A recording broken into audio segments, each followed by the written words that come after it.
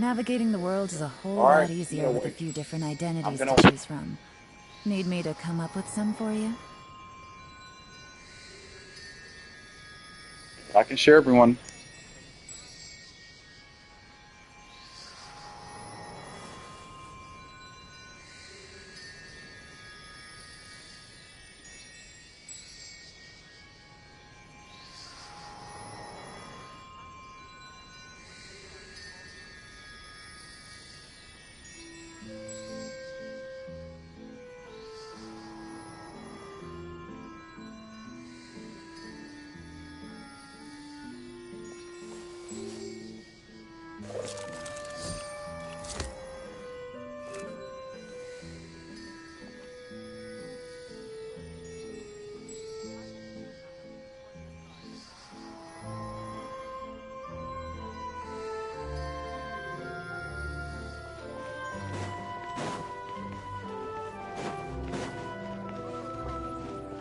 Take it easy.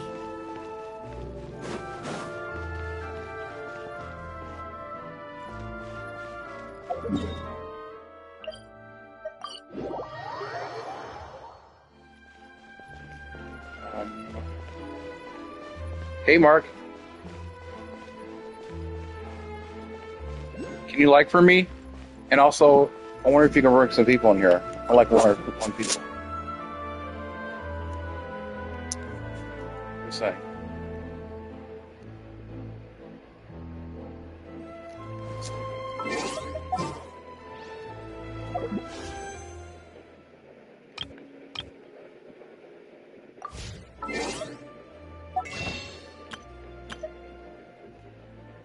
Thank you.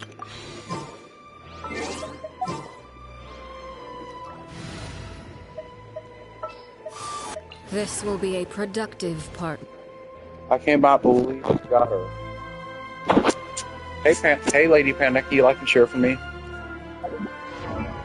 Can't believe I got her.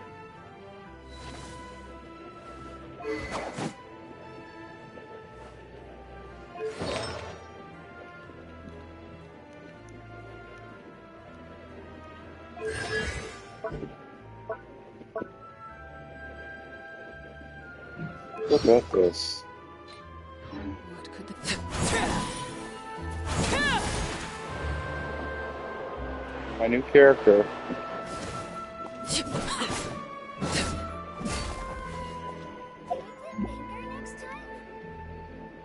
It is.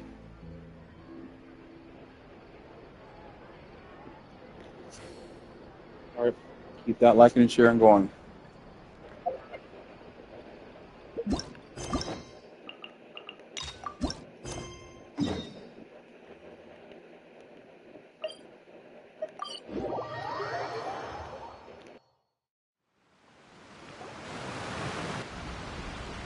Hey, Traveler. Paimon. Oh, Paimon knows that voice! Over here.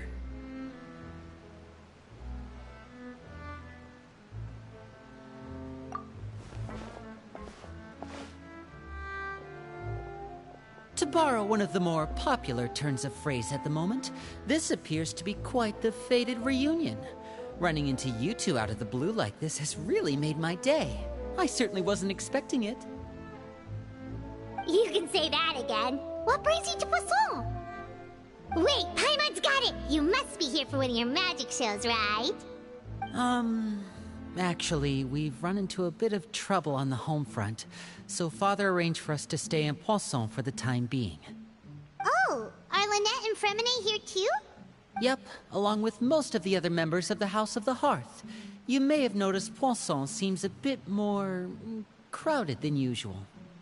So you're saying nearly the entire organization has moved to Poisson? Sounds like you've run into way more than just a bit of trouble. What's really going on? Well... Since the two of you are so curious, perhaps I can fill in the gaps. Well, that's good. You scared Paimon half to death! Father, you're here. You know... on second thought, maybe we don't need to know. It's all probably super confidential House of the Hearth stuff, right? We totally weren't trying to pry or anything. No need to be nervous. I could sense your genuine concern from your conversation just now. Of course, I can also understand your confusion. Sending so many Fatui here to Poisson, it's only natural that some might suspect an ulterior motive to be involved. I understand. I'm well aware you've had your fair share of confrontations with the Fatui in the past, and I can't exactly guarantee that we'll remain on good terms in the future. As for right now, however, I would say we have little reason to be at odds, wouldn't you agree? The House of the Hearth could stand to be more open with those who have worked so closely with us in the past. As for the issue at hand, well, it hardly relates to any ulterior motive. To be frank, it all stems from a certain rumor circulating around the House of the Hearth. It's an internal matter. What sort of rumor? A rumor that a certain phantom child is hiding away in the House of the Hearth. A phantom child? Ooh, just hearing the name is giving Paimon the creeps. A spirit that should have long ceased to exist is lurking in the shadows of the House of the Hearth. So I decided to bring the children to Poisson before continuing to investigate the situation. I expect I should be able to track down the spirit fairly quickly. After that, it's just a matter of resolving the situation, if you will. It shouldn't be much trouble at all. If you're curious, or if you still have some concerns, it might be advisable to stick around for a few days. I'm sure the children would be exceedingly pleased to welcome some visitors. Lenny, I'll leave you to entertain our guests. I have some matters to attend to. Of course, Father.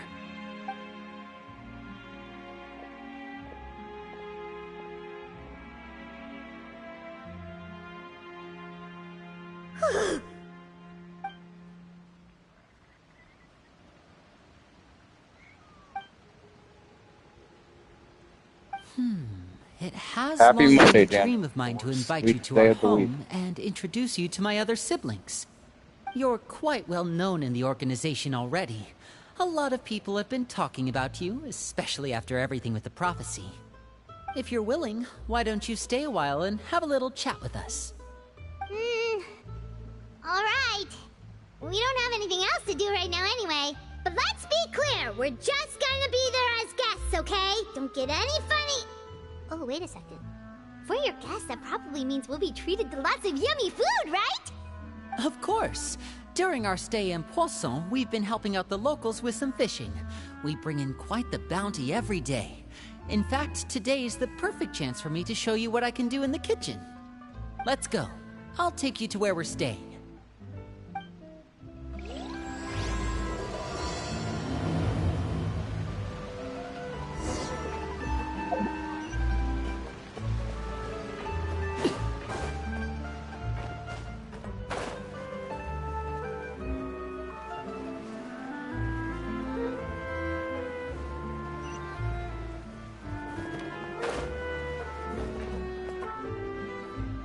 We rented this house from one of the locals to use as a temporary base.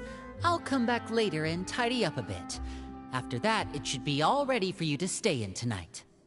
Awesome, thanks! So, where are we off to now? Well, when I happened to run into you two earlier, I was actually in the middle of distributing some supplies. With this many people staying in Poisson, we have to bring in outside supplies every now and then. I should probably make sure the rest of these provisions get delivered. Otherwise, people might start to get antsy. Okay, we'll come with. There are all sorts of rumors about your organization floating around out there. Paimon's not sure if she could even take a wild guess as to what's true and what's not. But now that we finally have the chance to see a day in the life of the house, we can take a good look at how you operate. Well, you're more than welcome to come along. Just follow me.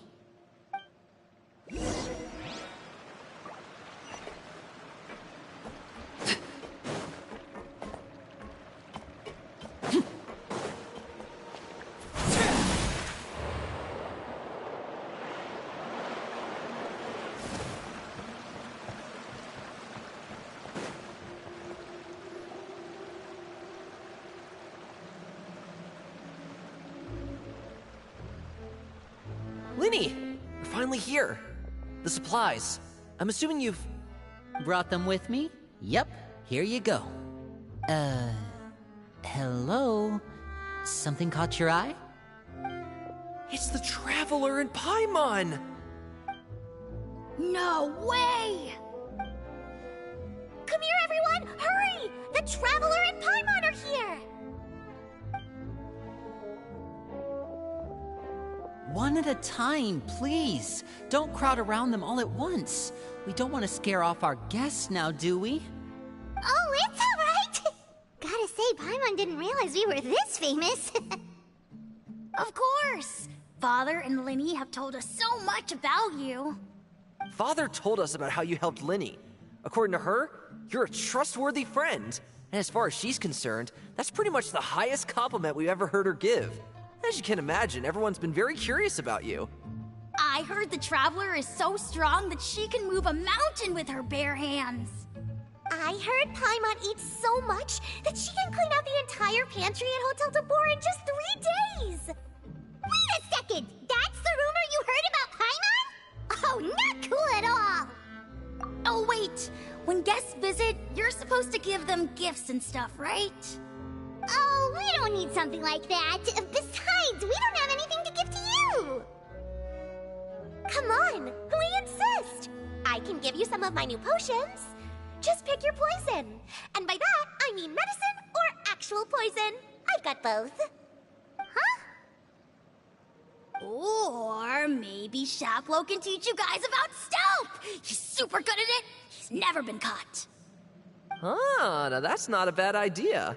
I know you usually prefer to fight head-on, but it never hurts to expand your bag of tricks, right? When it comes to eliminating your enemies, staying quiet can go a long way. Trust me, I would know. I was poisoned not too long ago, and I'm still dealing with the after effects. So I'm not quite as good as I was before, but I can still give you some pointers. Wait, when you said gifts, Paimon didn't think you meant poison and stealth tactics. But those are the best things we can give you. You don't like them? Ooh, how about this? Tell me the name of someone who really annoys you, and we'll teach him a lesson for you. All right, Fold Selwar. I think that's enough suggestions for now. When it comes to being a good host, it's the thought that counts. You don't need a physical gift to make our guests happy. Hey, Eileen, like and share for me. Them with suggestion after Good to see ya. suggestion might make them more annoyed than anything. I would say your enthusiasm has certainly gotten across. Really? Awesome! It's been so long since we've had guests to play with. If there's anything you need, just let us know. Yeah, especially if it's poison or something. I've got all sorts of potions for that. Well, we'll talk to you all later. We've still got supplies to distribute. All right, see you later.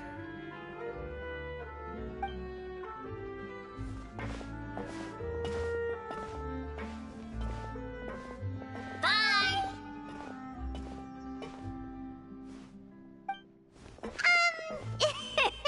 Lindy, about all that poison and stealth tactics talk just now. Scared you, did it? That kind of talk comes with being part of the House of the Hearth. When Foltz was really young, he strangled all of his family pets. Let's try to get Just out of 15 or 20 likes. He was labeled a This is a dangerous 2-hour problem stream. child and was abandoned by his family. Elwar has an unnatural obsession with potions. Father has forbidden her from trying all the different concoctions she comes up with, but she still tries to test them in secret. You really have to keep an eye on that one. Chaplot is around my age. While I'm mainly responsible for collecting intelligence, he handles surveillance. He's very passionate about his work and has no reservations about taking on some very difficult missions. I know you two probably aren't used to that kind of talk, but I can promise you they only had the best of intentions. Things like stealth tactics and developing different poisons, they really mean a lot to them. They were just trying to share the best of what they could offer, that's all.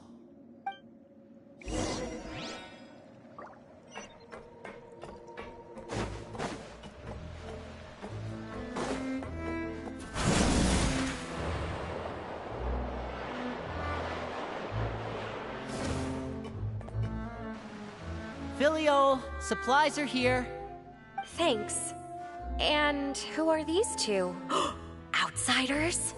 Allow me to introduce you. This is the Traveler and Paimon. Oh, you're the famous duo I've been hearing so much about. It's nice to meet you. I heard you've traveled to all sorts of places. Is that true? Of course! We're making our way all across to that! Oh, good for you. You must be pretty familiar with Fontaine by now, then. Have you seen the new opera that started running recently? I think it's called... The 4,000 Thieves? Oh, this is Mark, the you're first in we've heard charge. of it. If you need, you're in charge of the stream. It seems like it's going to be fantastic. From what I've been able to tell from the posters, anyway. You should definitely check it out if you have the time. Oh, and there's the Blind Maiden, too. That one is supposed to have audience interaction. Seems... After this mission is over, I think I'll go get a manicure. Oh, maybe I should dye my hair. Wonder how much it'll cost. Is it just Paimon, or do these two seem much easier to get along with than the others? Looks like the House of the Hearth has some normal members after all. I heard that. Oh! Oops. I'm guessing you're referring to Foltz and the others? Yeah, we're definitely not all like them. I bet those crazies are practically foaming at the mouth right now. I'm sure they just can't wait to get back to Snezhnaya to carry out the plan. That's enough, Filio. Don't talk about family members behind their back, right? Whatever. Let's go. Guess this is goodbye then. If you ever have some time, we should go see the opera together.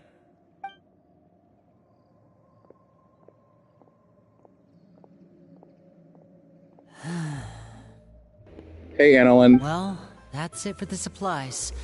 We should I probably can share head from me. back as well.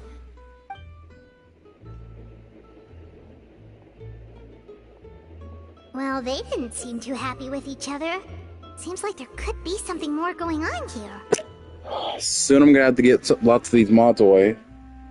Actually, remove mods soon We'll be because here as guests after all. Oh, it's not good for my channel, and I have to get my watch hours up. So yeah.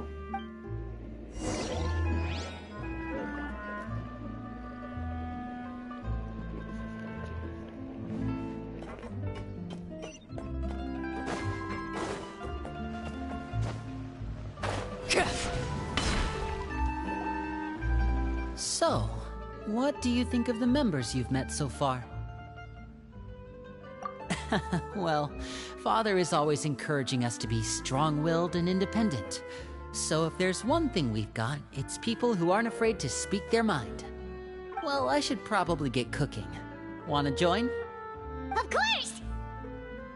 Then let's head out and... Fremine? What are you doing here? Well, Fremine! Nice to see you again! You too. I heard you're here as guests of House of the Hearth. Welcome.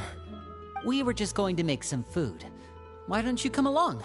I could use some help in the kitchen, and I seem to remember you mentioning you wanted to make seafood soup for the Traveler in Paimon. Seafood soup? Oh, Paimon's drooling already. Were you looking for something just now, Fremine? Maybe I can help. It's nothing. I just wanted to see if there were any extra supplies. Yeah, we've got some left over. What do you need? Some food and water. And some clean cloth, if possible. No problem. Give me a second here. Food, water... Wait a minute. What do you need all of those for? You're not on any missions as far as I'm aware, and you were just going to come eat with us. So what's this all about? I thought I'd grab an extra portion because I get hungry at night. Could be because I'm growing, you know? and... Fremine, you remember what I told you? You're not like me. Your lying skills still need some work. Tell me what's going on. Is it really bad enough that you have to keep it from your own brother? Maybe it'll be better if we gave them some space.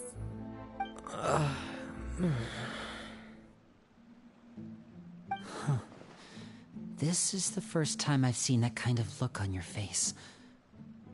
Whatever happened, does it have something to do with Father? Yes. Just follow me.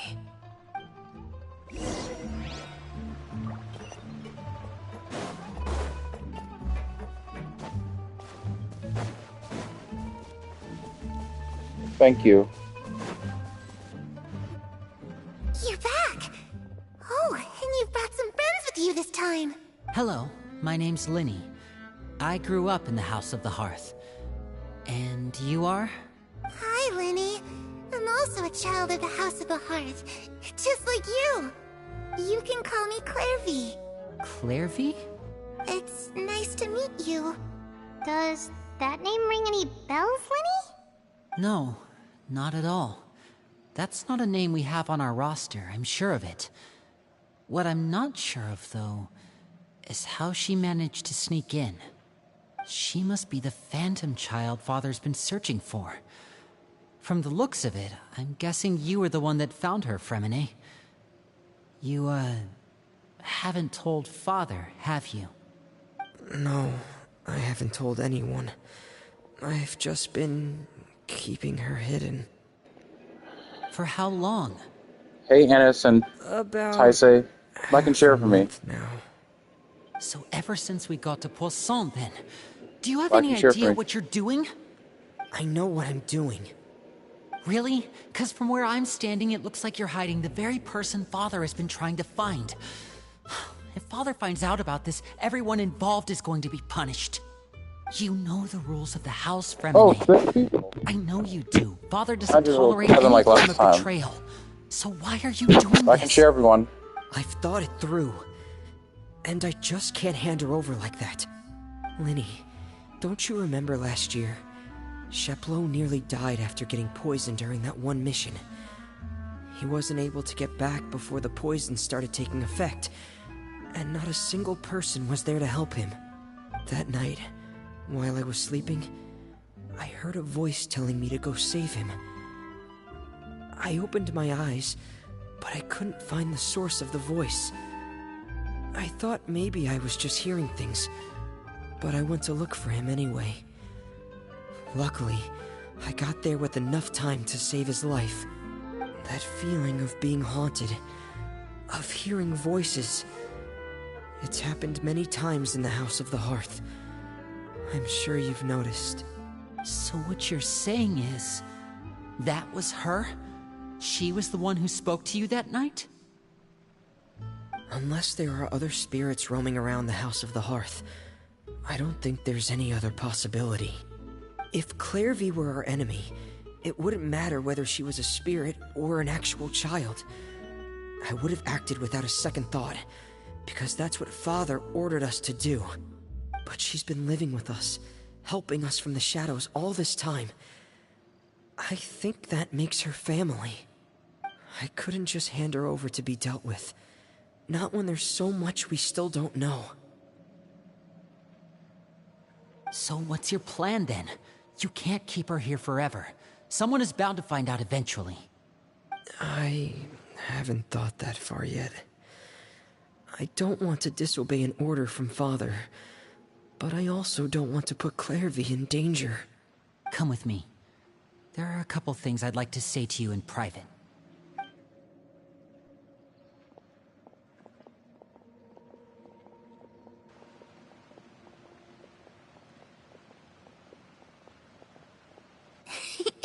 Those two sure care a lot about each other. Well, they got a funny way of showing it. From where Paimon was floating, it sure seemed like they were about to bite each other's heads off. No way! They have a really deep bond. I could tell right away, because I also have a friend like that. I just don't know how long that kind of bond can last.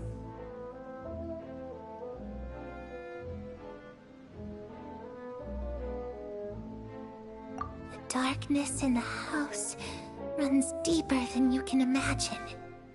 No one can get out alive. I'm sorry, Lenny. I really didn't mean to drag anyone else into this.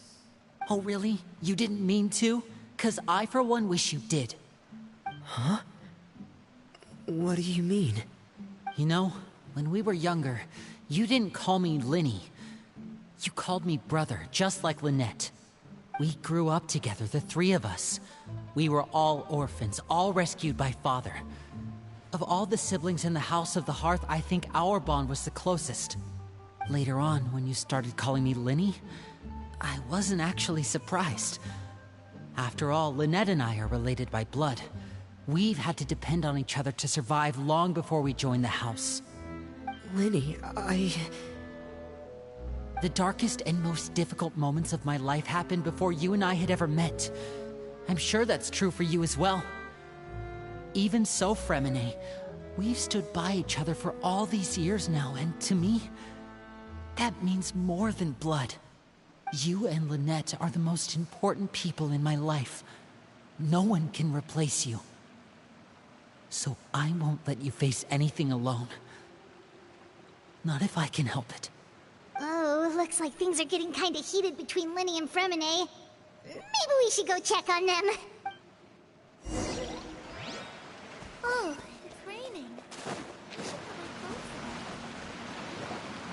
Hey, you two! Hope we aren't interrupting anything. Like a Oh, wait a minute, Fremine. You're not crying, are you? Is everything alright? Everything's fine. Thanks for asking. Well, we're all friends here, right? We've been through so much together, so if there's anything we can do to help, just say the word. It's just a small family dispute. It's not something our guests should trouble themselves with. What are you getting at, Traveler? When guests are around, families are often on their best behavior. And any disputes are less likely to escalate. That's what you're trying to say, isn't it? I just... Thank you. I was really hoping to keep you out of it. But even if I could think of some other reason to turn you away, I'm not sure I could convince you. Me too. Well, back to the matter at hand then. If we don't plan on handing Clairvy over to Father, then our only other option is to solve the mystery of her identity before Father is able to track her down. That means finding out where she came from and what she's doing here. Then we can send her on her merry way and pretend like none of this ever happened. I've tried that already. And? And... nothing. I tried taking her somewhere really far away, but... Hello, Lucy. How you doing? After some time, Like and share too. she just reappeared. Make sure you like and share. She even came with us all the way to Poisson. It seems like wherever the house is, she follows. I don't know much about spirits. Do you two have any ideas? Let's see here. Paimon remembers hearing something like, if you fulfill a spirit's last wish before they died, they'll let go of whatever's keeping them here and return to the ley lines. Oh, it's just that Paimon doesn't really remember where she heard that, so it's not guaranteed to work or anything. Well, sounds like it's worth a shot. Guess that means we should go ask her about her wish. But first, Fremine, I need you to promise me something. What is it? I need you to promise me that this will stay between the two of us. We're the masterminds behind this whole thing. No one else gets involved. Can you do that for me? Of course. I promise. All right. Then let's seal the promise just like when we were kids. Fist bump on 3. Ready? 1, 2, 3. I swear.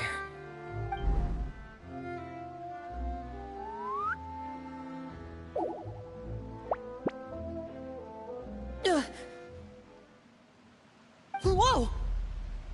Lynette! But what a surprise! What brings you here, dear sister? And, when exactly did you get here?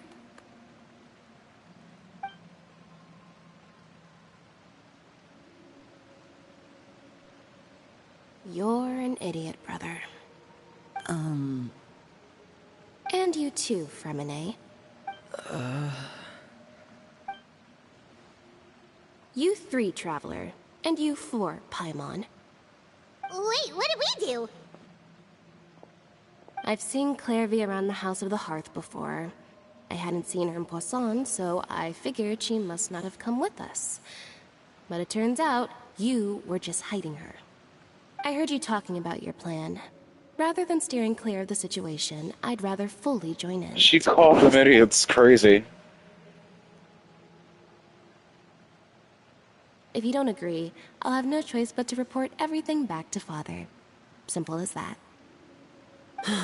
You're not giving us much wiggle room here, Lynette.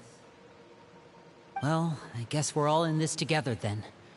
After we talk to Clairvy, we'll figure out our next move. There's no time to lose. Let's go.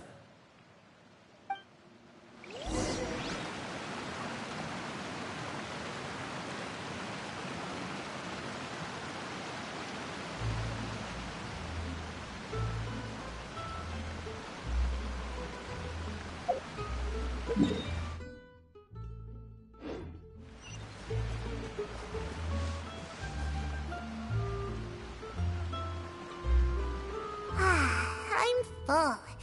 Thank you for bringing me this food, you guys.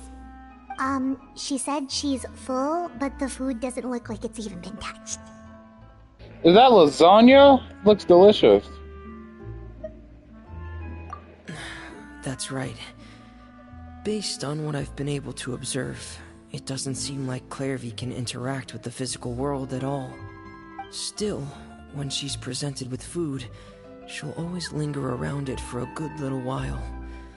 Maybe, in her mind, she really... Does she know that she has already passed away? I've tried to ask her, but she didn't answer. My guess is that she's just as confused as we are. Or... Clairvy, if you've got some time, I'd like to ask you a few questions. Sure. Oh, another new friend.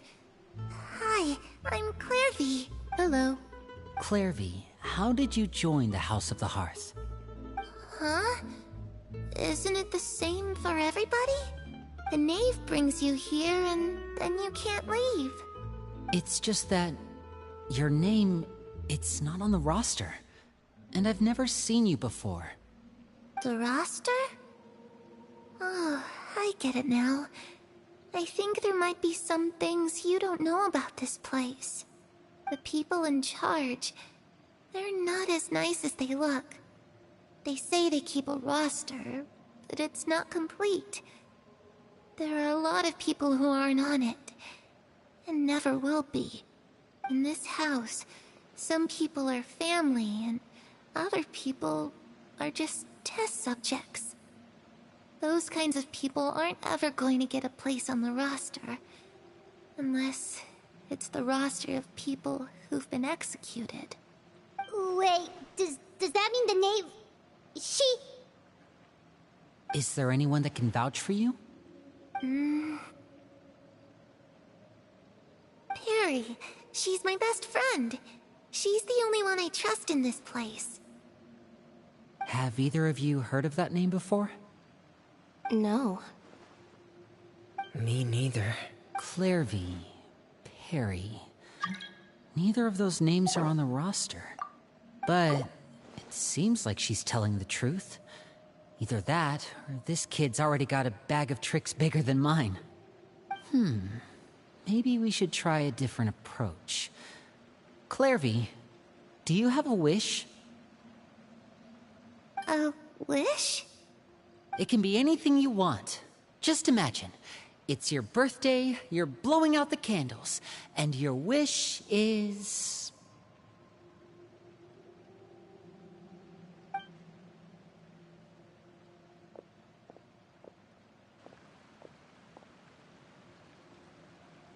To go outside, where the sun can find me. That's it? Well, that sounds easy enough. The darkness in the house runs deeper than you can imagine. No one can get out alive.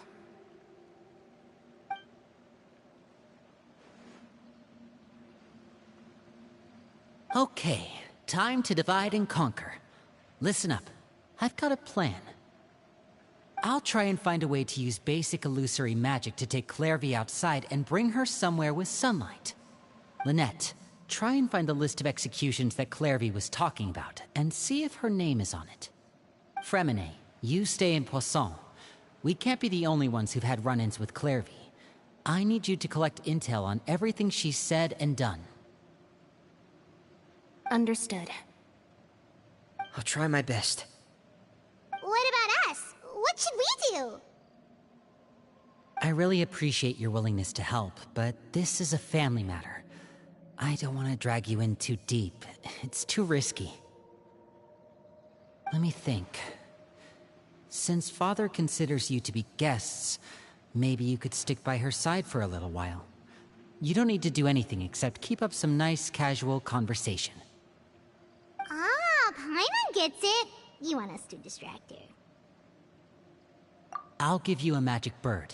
If Father suspects something, all you need to do is release it when she's not looking, and it'll alert me that something's wrong.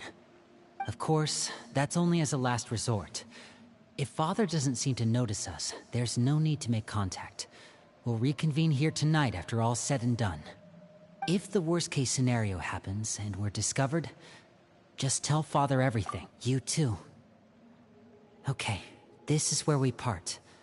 Father should be at the beach nearby.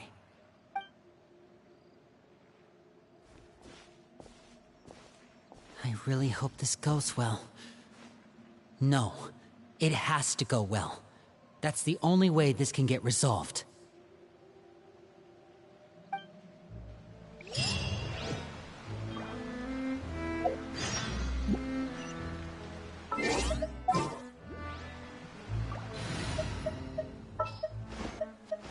It's time to pull the...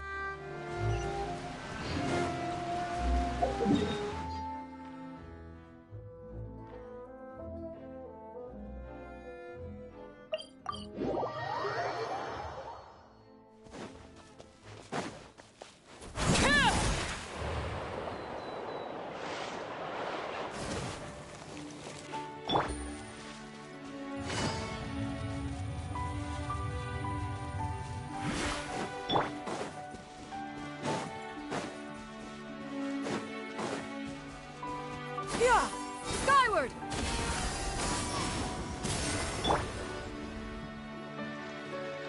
It's the knave and child. Two Harbingers.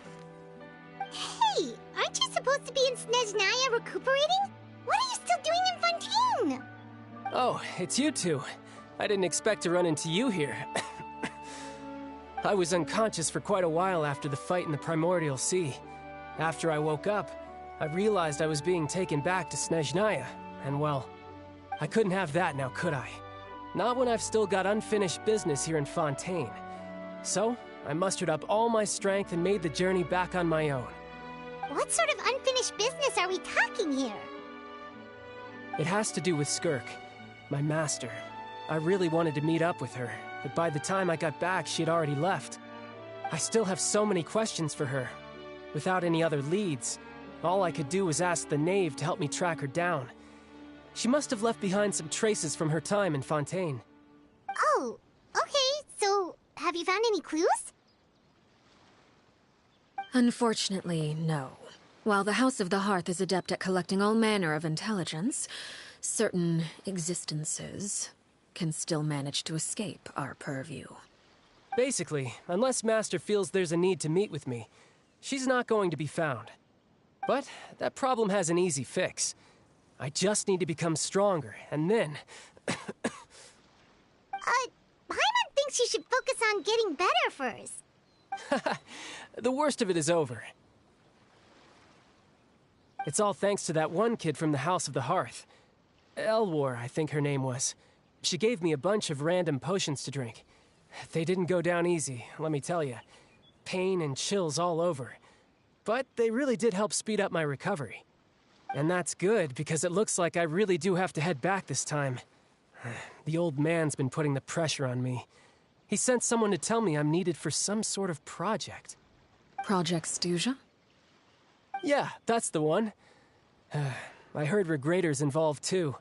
I'm not looking forward to having to listen to all his monologuing, that's for sure. Hey, maybe you could think of a way for me to stay in Fontaine for a little longer. Helping Linny and the others brush up on their fighting skills would be far more interesting. If you and I could spar, that would be even better. I've been waiting for a chance to see you go all out. And what a sweet little daydream that is.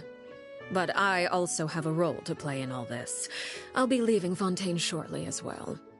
Besides, considering how little they see fit to step outside the homeland, being called on to return to Snezhnaya by such illustrious dignitaries, what a great honor. Wouldn't you agree? One I could do without, I'd say. Is it just Paimon? Or does it kind of seem like they're... So, dear guests of the House of the Hearth, to what do I owe the visit? Well, we just... right! We're super close to Linny and the others, but we still don't know much about you! Is that so? Introductions have already been made, have they not? Oh, well, you see? There's only so much you can learn about someone from a short introduction. At least tell us something a little extra, like... Why do you call yourself father? Huh, good question. I'd also like to know. The fact that you have to ask tells me our intelligence work has been quite successful. Telling you the answer to that question would only serve to undermine that success. And we can't have that, now can we? Spoken like a true diplomat. That was some expert sidestepping right there. Well, if there's nothing else, I think I'll take my leave. I still have a small matter to resolve at home. Wait, don't go!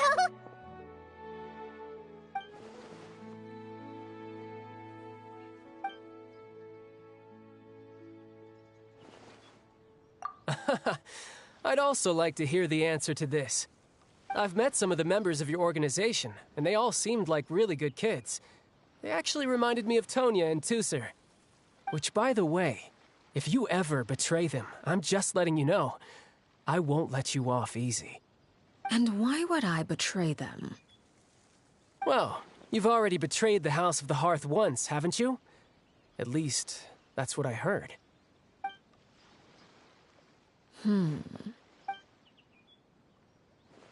Okay, I admit. That's just what the old man told me. The rooster, I mean.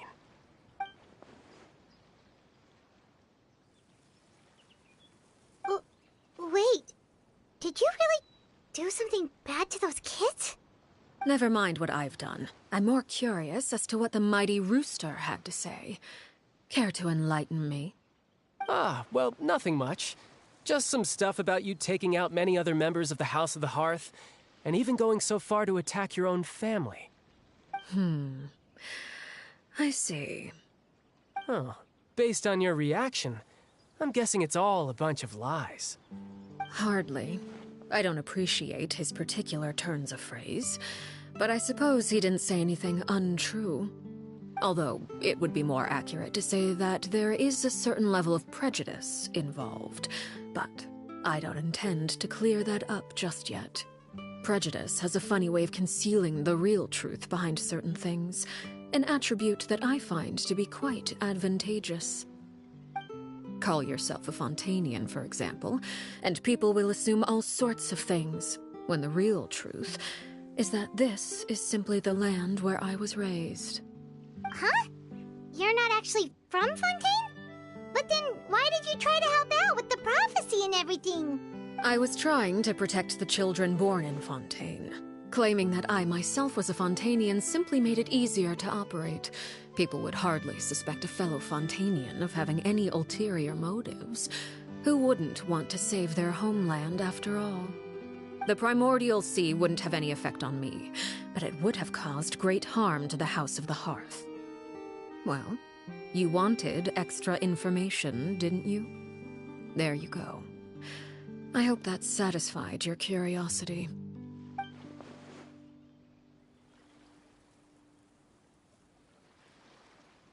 So, you stayed in Fontaine for the kids. I guess I was wrong to believe you'd betray them. Apologies. Looks like I was holding on to some prejudices myself. Good. Like I said, I like it when others have misconceptions of me. Actually, while I was recuperating at the House of the Hearth, there was something else that really caught my attention. I heard that members always resolve disputes and arguments with a friendly spar, and the loser has to back down. Seems pretty cool if you ask me. Would also give them plenty of opportunities to hone their skills. Well, that's only a recent development. In the past, such spars weren't nearly so friendly. The losing party would lose everything, including their life. They were that high stakes? Whew, at least that's not a thing anymore. Well, the current atmosphere's not half bad. I'm a bit jealous, actually. You've got so many family members around you, and you even get to live with them. Having a lot of family around means dealing with a considerable amount of bickering and scheming. Once Tonya and Tusser enter their rebellious phase, I'm sure you'll understand. Just imagine. Tusser becomes obsessed with plucking out strands from the rooster's mustache, or Tonya decides to dye her hair 42 different colors. Okay. I get the picture.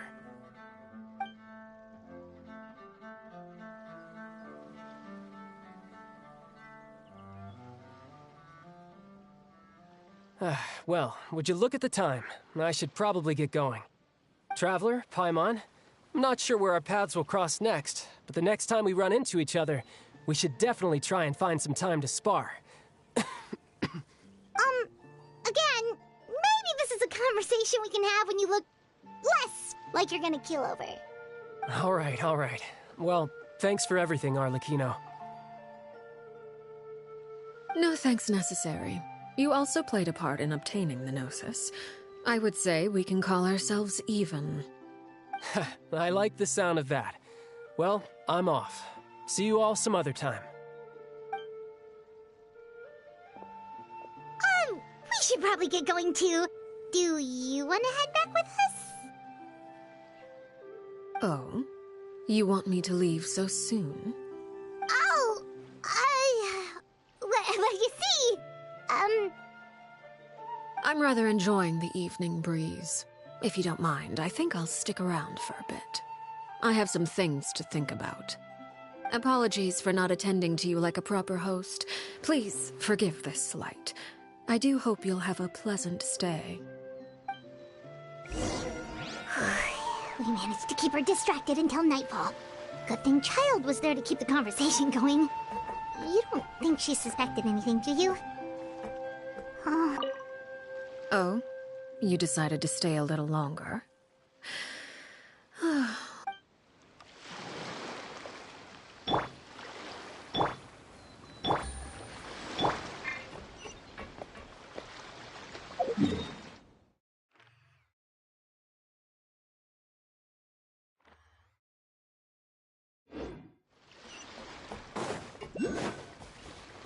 Yeah! Skyward! Scatter!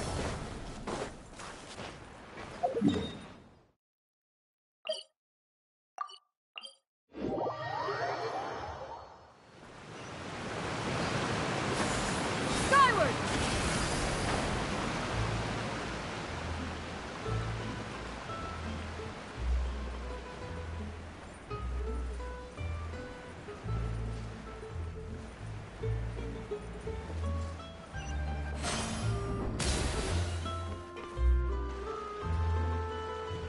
Lenny, how did everything go? Well, long story short, we ran into a small issue. Clairvy can't go into the Hello, sunlight. little army squad.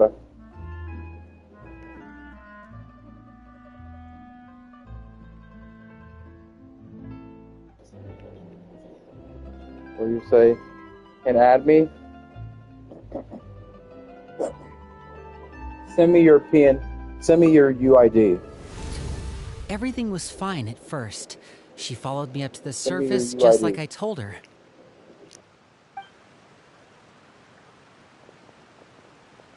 But as I led her out of the shadows and into the sunlight, she vanished.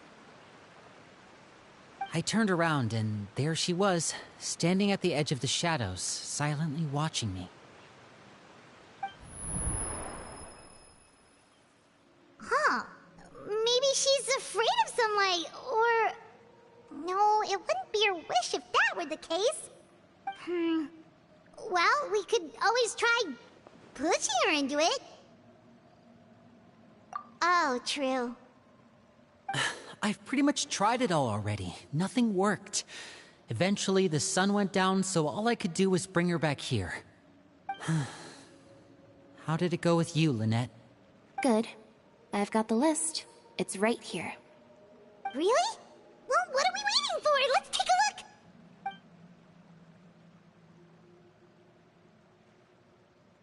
Oh, that's a lot of pages. Oh, it's gonna take forever to get through it all. We can each take a section. Here. La Pouillade, L'Endroit, Chambel, Horaire. What servers? I'm in a US server.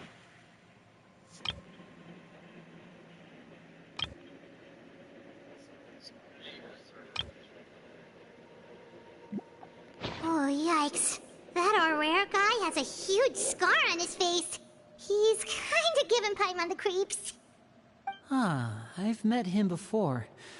The scar is from an injury he received during a mission. I still remember him joking with me about it. He said any future lover would take one look at him and then lose all interest.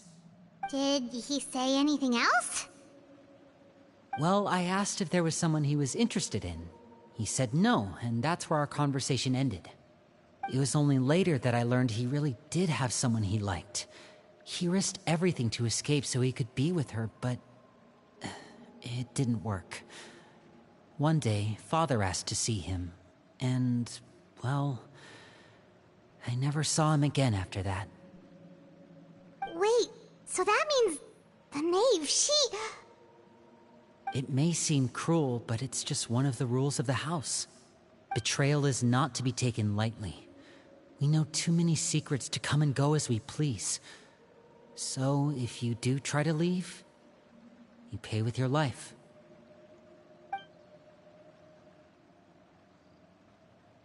Her name's not here, huh?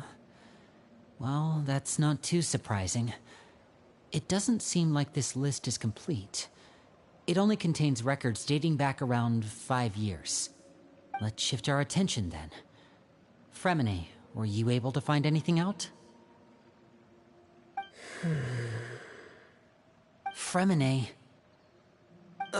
Sorry. I was thinking about something. I managed to talk to quite a few people, but I couldn't help but notice that the atmosphere in the house was a little... strange. Strange? Yeah, I mean, I know there have been arguments in the past, times when people haven't gotten along. Chaplot and Filiol are a good example of that. Oh, those are two of the people that we met while delivering supplies. Paimon can see how they might not get along. They had very different vibes, and their, interests seem to be pretty different as well. That's to be expected, actually. Father brought us all here, shared her knowledge with us, taught us how to fight. That's one thing we all share. But that's also where the similarities end. Not all of us feel the same desire to stay here. As members of the House of the Hearth, we're also considered part of the Fatui. And to a lot of people, that's an identity they never asked for. Certain members get older and realize they want something else for themselves. But considering the rules of the house, most people would never say that out loud. People like Chaplot and Foltz are loyal to Father and her vision. They're proud to be part of the Fatui. Filiol and Nantoy, on the other hand, well, they aren't quite as enthusiastic. These kinds of conflicts have always been there. It's not like Father is in the dark about any of this. Well, that's true. But it just feels like things have gotten worse lately. Filial and the others, it seemed like they were meeting in secret to talk about something. I can't say for sure, but I think they've met Clairvy. You think she's been inciting them to act out? No, not exactly. But I wouldn't be surprised if she said something to them about the darkness in the house and how deep it runs. She's told me about it before. Experiments being run on children. People being used as pawns on the battlefield without so much as the strength to survive. Your thing? And they So just send it to me? believed all that? Without any I'll just send it to you evidence? myself. I'll put the live stream on. Clairvy's words probably gave them the excuse they were looking for. Whether they actually believe them to be true is secondary. This is all because of Project Stuja, isn't it? Whoa. Hold on a second. What's this Project Stuja all about, huh? This is the second time it's come up now. Sorry, but I'm not sure of the details either. I only know what Father has told us, which is that it's something the Rooster and Regrader have been working on together. Apparently, it has to do with the Fatui's strategic plan for the future. Because the House of the Hearth was so successful in obtaining the Gnosis, we now have the honor of playing a key role in Project Stuja. Wait, but isn't that a good thing? Key role is just another way of saying dangerous role. To us, the whole thing is an inconvenience. Father thinks so too, but she's in no position to refuse. Their plan isn't exactly unreasonable, and they've been funneling the house a lot of funding. It's just that we'll lose a lot of members in the process. Participating in the plan, it's an honor in name only. Like and share What too. they're really trying to do is subdue us. The existence of an intelligence organization outside their control makes them feel uneasy.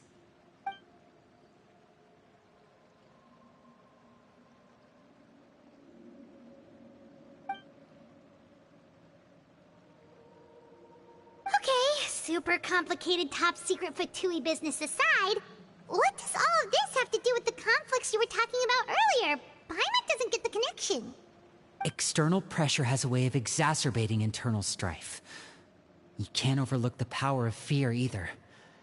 People are afraid of dying, and that fear is often the impetus for a lot of stupid decisions.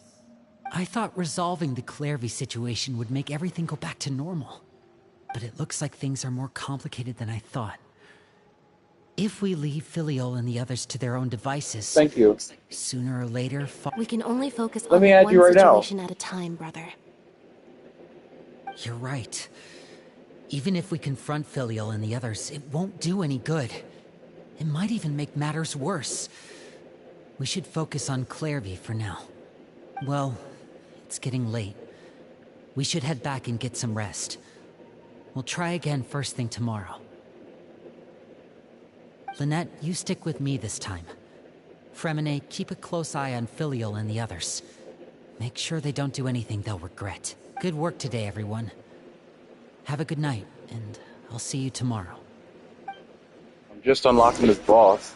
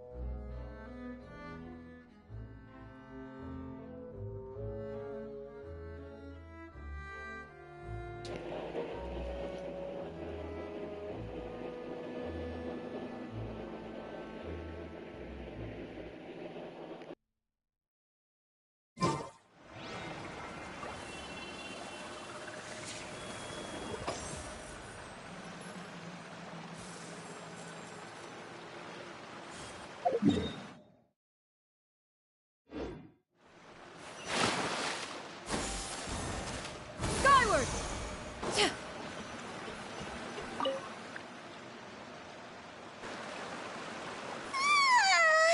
Oh, I'm always looking forward to an early night, but she can't sleep at all. Hey, you don't think the knave will be too angry with Linny and everyone if she finds out about all this, do you? She's even scary when she smiles. If she were to actually get angry... Ooh, you have to protect Paimon if that happens, okay, Traveler? Oh, well, in that case, we should just plan on running away. We'll grab Linny and the others and we can make a break for it as fast as we can. Look! Look over there! Quick, let's catch up with her before anyone sees.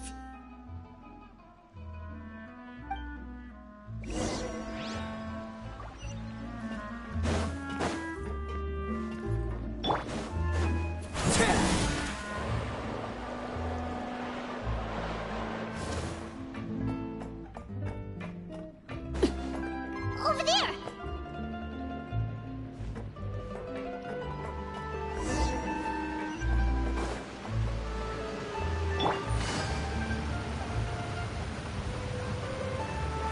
Oh, where is she going? Oh, if someone sees her, we're toast!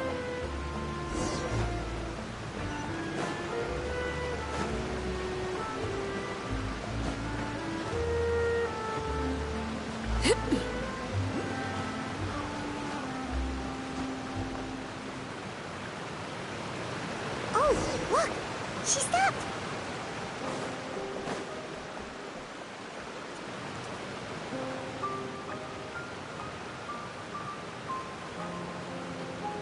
Clairby! Shh! I opened the window while no one was looking. Look how pretty the outside is.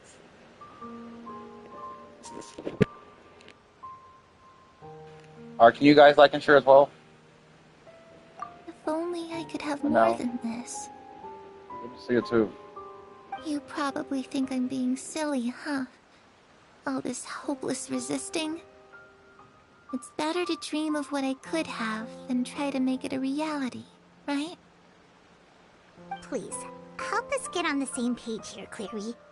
We need you to tell us what you know. Can you do that? Sure. Although, after you hear all this, I think you might regret that decision. Everyone in this family is nothing more than a tool. Something to be used and exploited. We're all expendable. Including me. As long as you're useful, you get to stick around. Lose your value. And you're handed over to the doctor, experimented on, and given a fate worse than death. I've seen it happen again and again, and I've had enough. You're saying the knave did all that? It's just, that doesn't seem like something she would do. She's scary and all, but it seems like even she has lines she wouldn't cross. I knew you wouldn't believe me.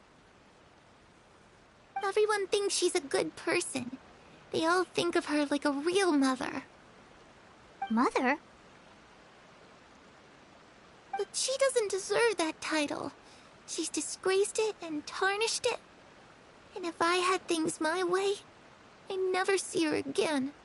If only Perry were here, she'd understand. Perry? There's that name again.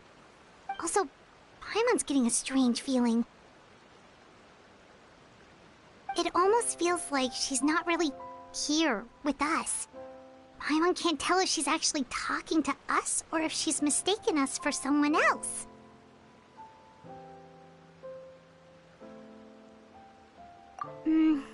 Well, in any case, it seems like she really needs someone to talk to. We should keep her company for a little longer. She looks so young. But it seems like she's been through a lot. It's getting windy. I should close the window. Ooh, look at the moon. Isn't it pretty? Hey, wanna hear a secret? I heard that if you look up at the night sky in Snezhnaya, you can see the aurora. It's supposed to be super pretty. Even prettier than the moon tonight.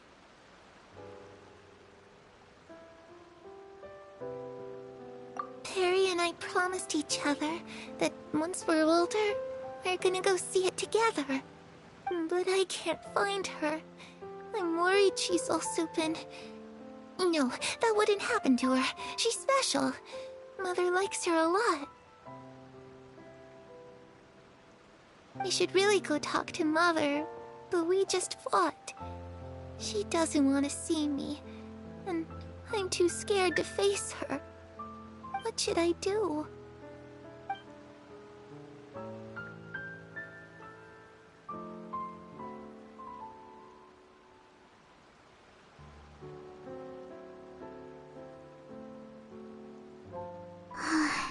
Paimon really doesn't understand what's going on with her.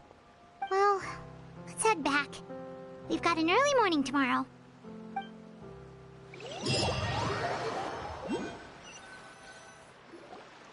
All right, looks like we're all here. Let's go ahead with the plan. Oh? What is it? What makes you ask that? Well, we kinda ran into Clairvy last night, and that's what she told us. We met the doctor back in Sumeru. He's super dangerous, and he's done all sorts of bad things. It's possible that Father and the Doctor have had certain dealings, but I don't think Father would work with him. We're not really on the same side, so there's not a lot of trust between them. That doesn't exactly set the stage for a successful partnership. I did hear, though, that when Father first became a Harbinger, the Doctor offered to work with the House of the Hearth. Father rejected most of his proposals, except for one. It had to do with some sort of secret experiment. Secret experiment? Could that be what Clairvy was talking about? I don't think so. I don't know any details about the experiment itself, but I do know it's an entirely independent operation. The Doctor only proposed a direction for the research. That was the extent of his involvement. I still don't think that counts as working together. The details of the experiment are confidential, but complete records are kept on all participants. That doesn't seem to be the case with the situation Clairvy referred to. I know you don't agree with some of the Fatui's methods, and I'm not asking you to. But I am asking you to trust us on this. The House of the Hearth has its own Alright, principles. that's fine, Nork. Good night. There are Thanks for certain joining the lines we're stream. not willing to cross. Alright, that's good to hear at least. Clairvy seems to think the Knave and the Doctor worked together to do something horrible. If that turned out to be true, Paimon doesn't know how he would even face you guys. Thank you. It's just that it doesn't seem like Clairvy is lying either. The easiest thing to do would be just ask the Knave directly, but Paimon doesn't think she'd tell us. Father didn't come back last night. She's probably still near the shore. Lynette, you're with me. Fremine, you know what to do. Be on your guard, everyone. All right, let's get to it.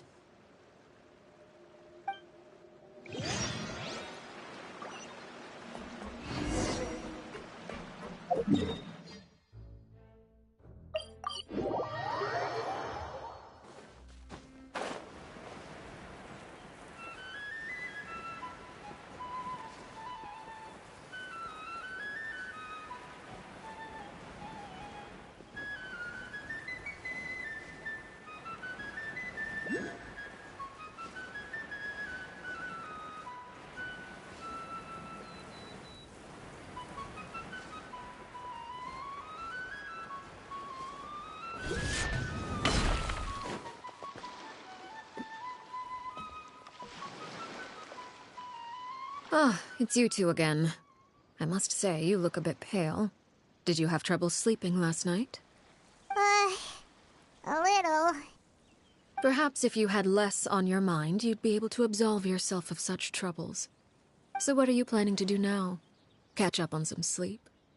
Or should I give you some time to rack your brain for a topic to discuss before I ask any questions? Although I must profess to being curious. Without child here, how do you plan on distracting me? Us? Distract you? A good one. But no, we were just here for a chat. Looks like you could have used some extra time to think. No matter. If you don't have any other plans, why don't you accompany me somewhere? Don't worry. I'll be sure to steer clear of any scheming children. The ocean breeze is sure nice today. Children always think they can hide things from the grown-ups. But nothing gets past me. Least of all a little scheming. I think I'll let them have at it for a little longer. I can be very patient. Well, I'll leave you to think things over. If you're so inclined, meet me outside the Palais Mermonia. Good things come to children who do as they're told. So I do hope you decide to tag along. If only for your friends' sakes. What should we do? She clearly knows about everything we've been doing, and Paimon doesn't think it'd be a stretch to say she was threatening us just now.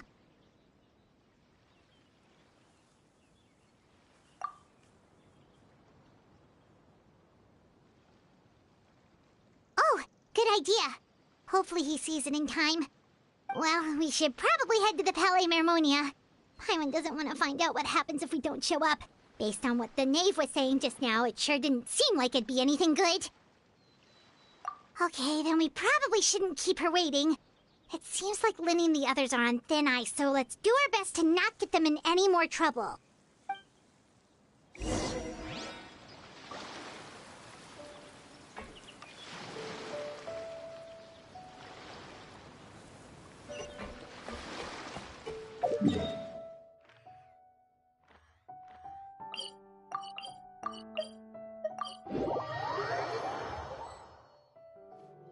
Seeing as we still have some time before my meeting, we might as well enjoy some pleasant conversation while we wait.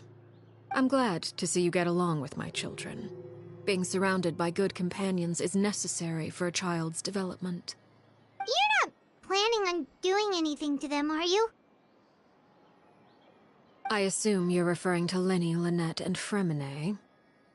Although, there's that situation with Filial and Nentoy as well.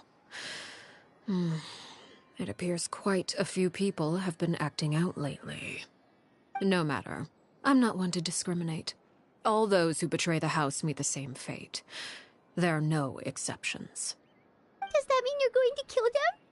Oh, are you here to beg for their lives? I'm sorry to disappoint, but the rules of the house change for no one. In my organization, everyone is responsible for their own actions. But don't you care about them at all? They really respect you. They even call you father. You must feel something for them. Any organization in which feelings come before principles is one destined for ruin. The House of the Hearth is hardly an exception. You could say our principles are more stringent than most. Perhaps I can offer you this consolation at least. As our guests, you two will not be held accountable along with them.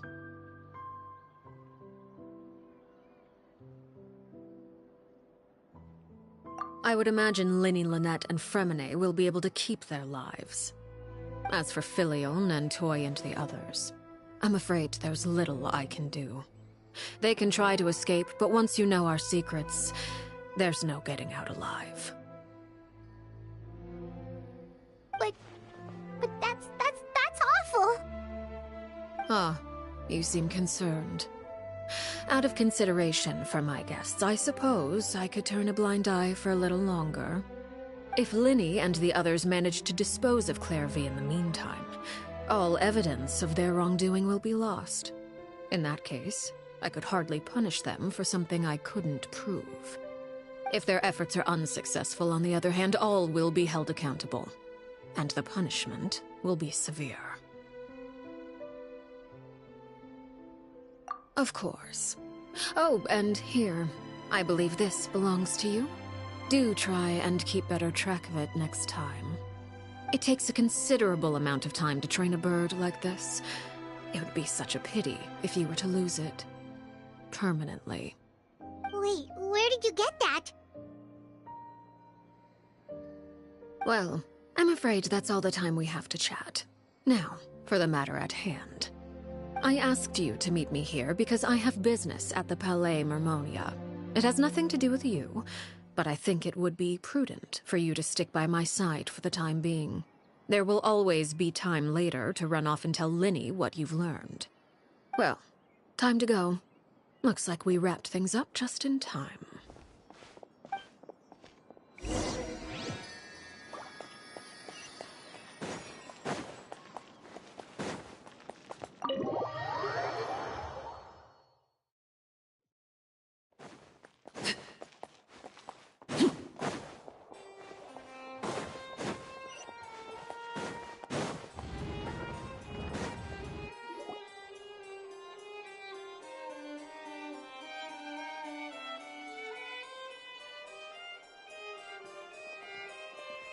It's been a while, Monsieur Neuvillette. I must say, I wasn't expecting my meeting request to be approved quite so quickly. The Palais Mermonia operates with an efficiency worthy of admiration. It is only right that an esteemed diplomat such as yourself should be afforded the proper level of respect. Although, if I may speak plainly, I must confess that I did not anticipate we would have the occasion to meet again after presenting you with the Gnosis. I see you brought the Traveler and Paimon with you as well. If I may inquire as to the purpose of your visit. I'll be departing Fontaine shortly. There is, however, an outstanding matter that I would like to see resolved before I go. It requires a rather lengthy explanation, I'm afraid. So I took the liberty of explaining everything in this proposal. Please review it at your leisure, Monsieur Neuvillette.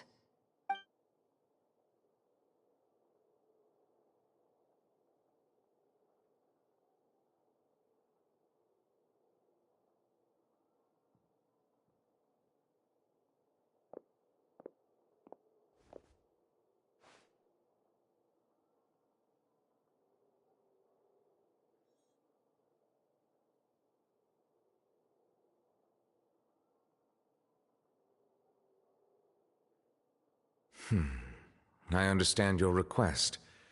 However, at the risk of causing offense, I must admit that I fail to see why you would wish for such a thing. I heard you have a certain fondness for water tasting, Monsieur Neuvillette, so allow me to use water as an analogy. A family is like a large body of water with countless rivers flowing in and out. As someone who watches over this system, I would hope that each river that flows from the source will eventually reach the ocean. Of course, objectively speaking, I know this is impossible. Most of the rivers will dry up along the way, disappearing into the ground and leaving nothing but a barren riverbed behind. Not all rivers are destined to reach the ocean, but I would not see their existence rendered meaningless. I believe the water that flows within them is simply meant for a different destination, like a field in need of irrigation. Or perhaps the glass of a certain water-tasting enthusiast. Did you get any of that, Traveler?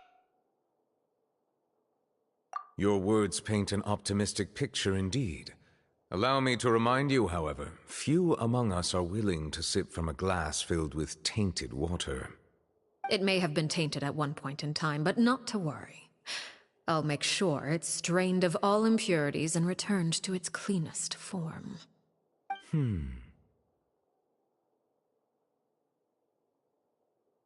I seem to recall there being a transactional aspect to your proposal. Perhaps you could expound on that? If you accept my proposal, Monsieur Neuvillette, I will gradually withdraw my forces from Fontaine. And, unless absolutely necessary, I will no longer carry out any special missions within Fontaine. I presume I can take your words to mean that, in the future, cases similar to the Tartuffe assassination will cease to cross my desk? Tartuffe? Ah, that thief who embezzled funds from all those charities, you mean? My deepest condolences to his family, but without any evidence, I cannot imagine how the House of the Hearth might have been involved in his passing. Of course, if you accept my proposal, Monsieur Neuvillette, I'm sure certain measures could be taken to reduce the frequency of such troubles. You choose your words carefully indeed. In that case, I am inclined to accept your proposal. My thanks for your generosity, Monsieur Neuvillette. Well, with that settled, we should be going now. I took the liberty of bringing along 2 bottles of spring water from Snezhnaya for you to enjoy. I do hope I get the chance to hear your impressions. Perhaps at our next meeting, yes? Indeed. I trust you would not overlook your commitment in the meantime. All right, Traveler Paimon. Time to go.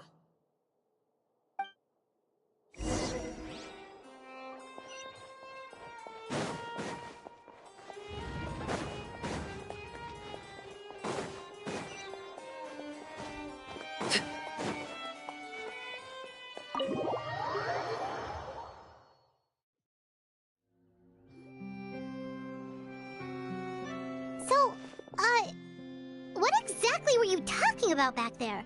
Paimon only heard you mention some rivers, a large body of water, and then some kind of irrigation scheme. You really want to know? I would imagine there might be more pressing concerns at the moment. Winnie, Paimon really hopes everything's going okay. Oh, Paimon recognizes that look. You've got your thinking cap on, don't you, Traveler?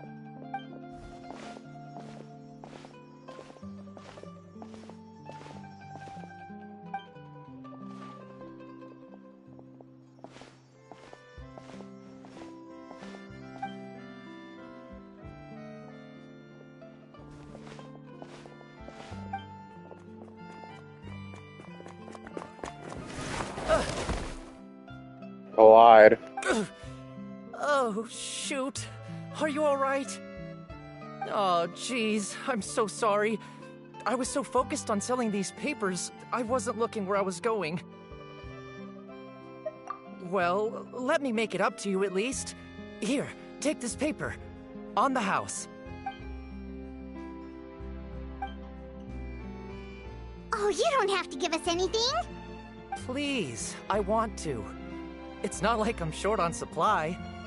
All the extras will be useless come tomorrow anyway. It's my fault, really. I was just trying to bring home some extra mora for the family, but I bit off more than I can chew. I haven't had many takers today, so I'm still swimming in papers. What's going on here? Nothing much. I just ran into your friend here on accident. I should probably get going, actually, so... Hold on.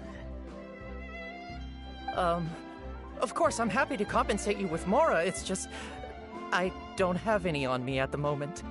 I'll take 3 papers. Here, your payment. Oh!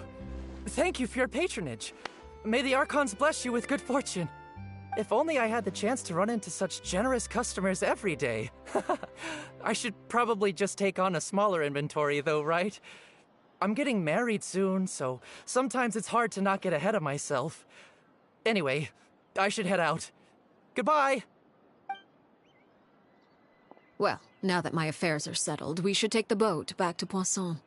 We've even acquired some light reading to enjoy along the way. Actually, why don't we stick around for a little longer? Paimon just realized how hungry she is. She can't head back to Poisson on an empty stomach.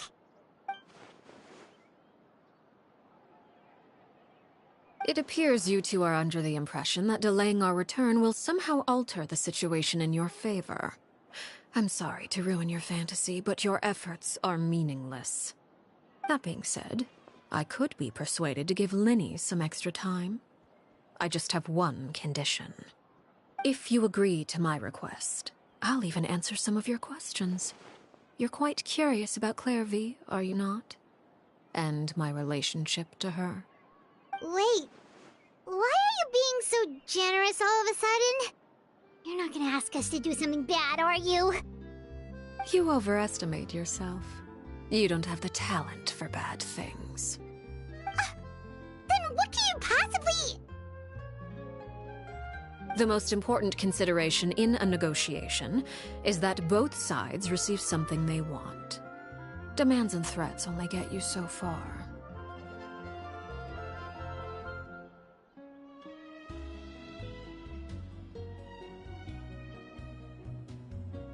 Wonderful. Here it is. When the time comes, make the choice that you deem most appropriate in the situation, and lend your help to the House of the Hearth. Okay, sounds normal enough. But what do you mean, when the time comes? When is that supposed to be? That is for you to decide.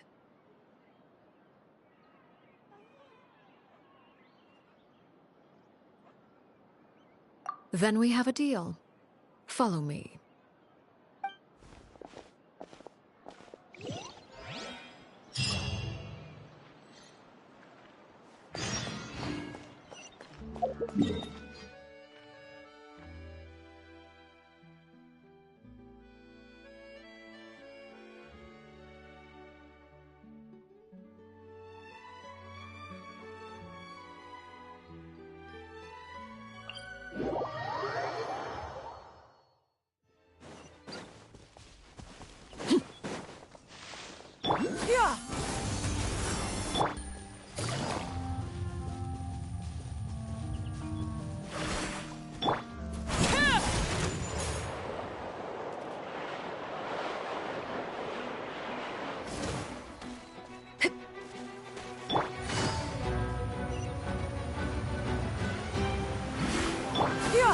Skyward!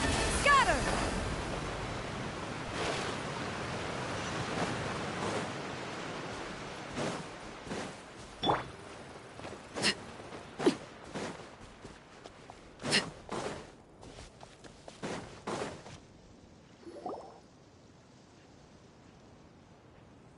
What is this place? Somewhere long forgotten by everyone. It used to be a grand building.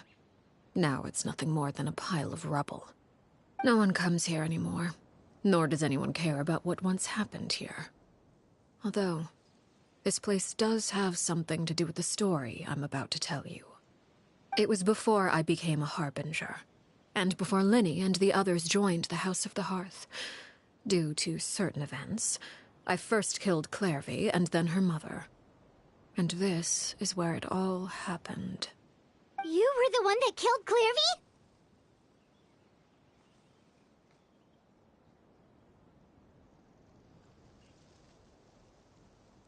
Patience now. Allow me to explain Clairvy's side of the story first. I'll start from the beginning. Clairvy was 6 years old when she was brought by her mother, Crucibina, to live in the House of the Hearth. From the outside, it seemed like a fairy tale. A thriving family made up of kind adults and friendly children. Crucibina was the knave at that time, and the House of the Hearth was under her control. She was Clairvy's mother by blood, but she was also the mother to all the children in the house. Clairvy was happy here, for a time. But she quickly realized that being part of this family wasn't a fairy tale at all. It was a kind of purgatory. Purgatory? Exactly. The House of the Hearth takes in war orphans from all over Teyvat. But as for how to raise them, that depends entirely on the person in charge. Crucibina came up with a novel idea. She would teach the children to fight, force them to duel each other, and then crown as the king of the house the child who proved themselves most worthy of inheriting her title. It's difficult to estimate the number of children who died or were maimed in the process. There's little I can say about the ones who died. The ones that emerged with permanent injuries, on the other hand, well, they still served a purpose. They would be handed over to the doctor to be experimented on, or sent away on dangerous missions. Nothing more than tools to be used and then discarded. So those were the experiments Clairvy was talking about. But what actually happened to her?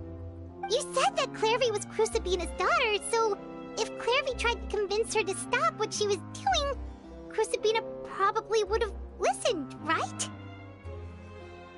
Despite being Clairvy's mother, Crucibina cared little for her daughter.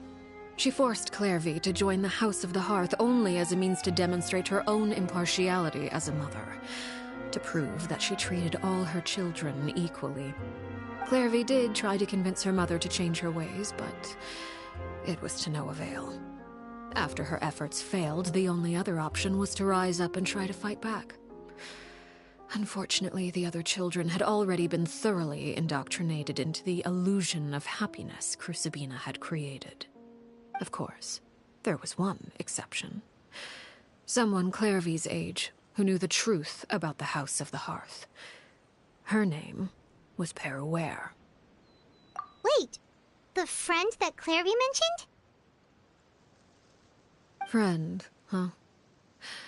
I suppose we can call her that for now. Clairvy was a cheerful and passionate person with a tenacious spirit. Peruere, on the other hand, was rather cold-blooded. Her cold-blooded nature allowed her to see through Crucibina's facade. Yet, it was also this cold-bloodedness that prevented her from acting against it. At least at first. While Clairvy longed for freedom, Peruere was convinced that, amid all the fighting and violence, she would make it until the end. Despite their differences, the two became fast friends, united by their knowledge of the truth. Clairvy told Peruere that she hoped to create a real family, where no one would be killed or sacrificed. There may have been a certain naivete to her ideas, but Clairvy proved her determination many times over. She tried countless times to run away, ask for help, or expose the truth. But her efforts only earned her beating after beating. The only thing that kept her going was her strength of will. Even with her body racked with pain, she would still stand on her tiptoes and open the window at night. She and Peruere would look out at the moon together, a fierce longing for freedom shining in her eyes. But one day that light simply vanished.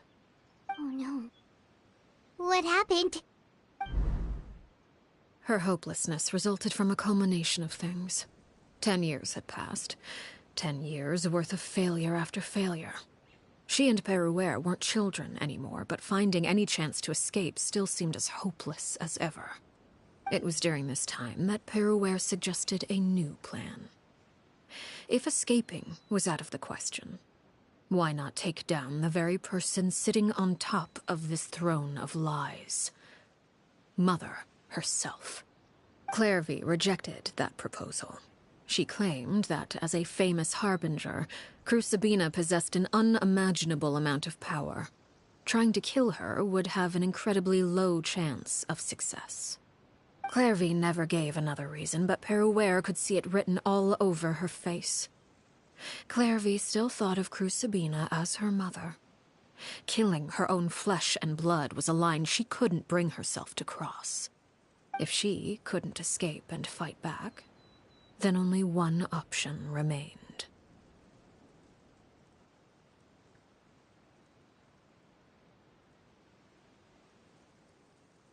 Precisely. Death was the only way that she felt she could be free. It happened during a duel. When she arrived at the dueling ring that day, her partner turned out to be none other than Peruere. The very person that had stood by her side all those years. It was a fierce battle. But ultimately, Clairvy decided to let Peruere end her life. From that moment on, Peruere's journey was one written in flames. When the rain finally came and washed it all away, there she stood, the sole victor in Mother's endless game of slaughter. a trail of corpses strewn across her path to success. It was the very result she had predicted 10 years prior. Even then, she believed she would make it until the end. She wasn't surprised by the fact that she emerged as Mother's undisputed heir. Rather, her success left her with an inexplicable sense of restlessness. She was unsettled. And there was only one thing that could quell that sensation. Perhaps you two would like to take a guess as to what it was? Crucibina, you mean? But... Correct. This is the place where Peruere killed her best friend. A mere year later, this is also the place where she fought tooth and nail to kill the mother they shared. The moment she acted, any conception of what was right or wrong ceased to matter. It's one of the principles of the house. Only those who survive get to write the rules. Peruere won the battle, and became a harbinger herself. After which Her Majesty, the Tsaritsa, bestowed upon her a new name. Arlecchino. So the Perry Clairvy was talking about... It was you all along. You're Peruere. Arlecchino is just a name you got later.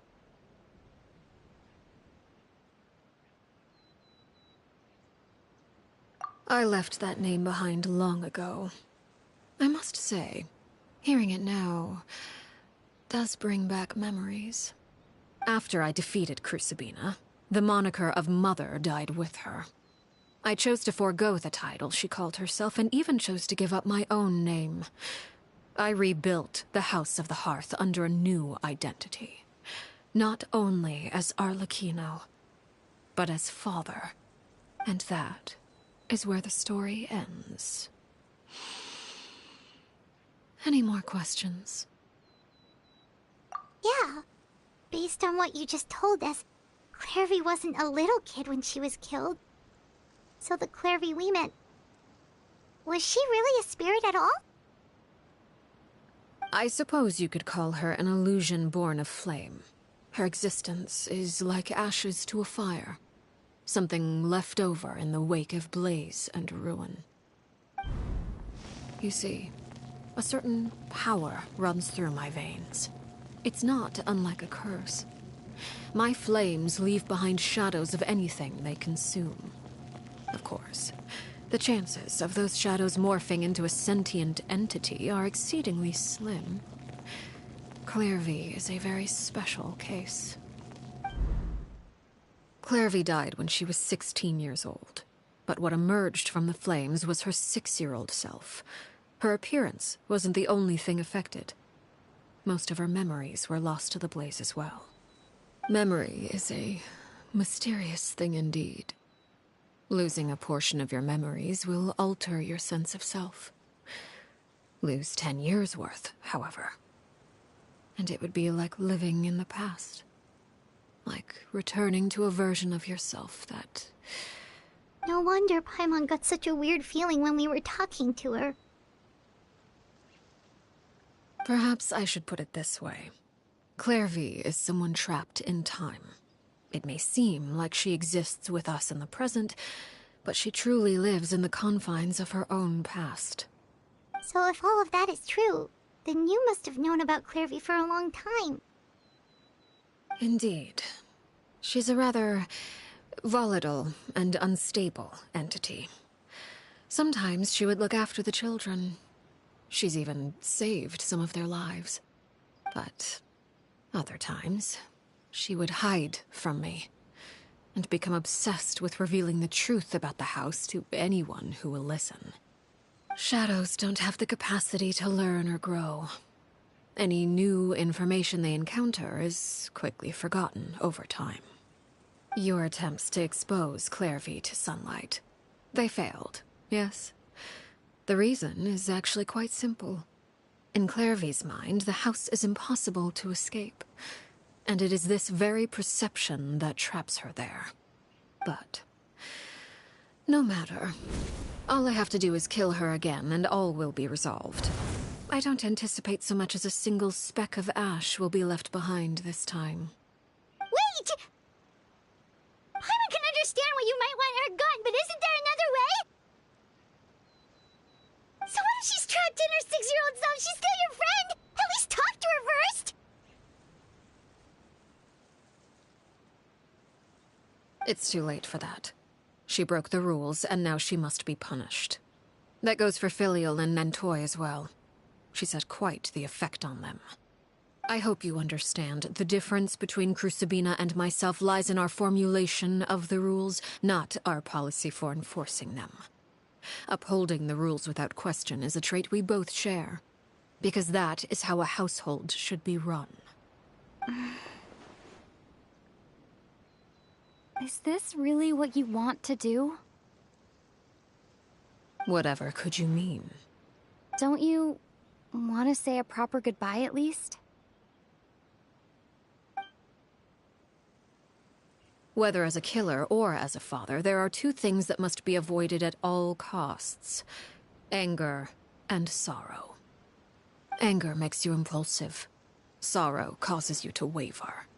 Well, it appears it's about time to proceed. Before we arrived, I told some of my well-behaved children to bring our troublemakers here by nightfall. I do believe I've kept my end of the deal. I gave your friends quite a bit more time. As for what happens now, we'll just have to wait and see.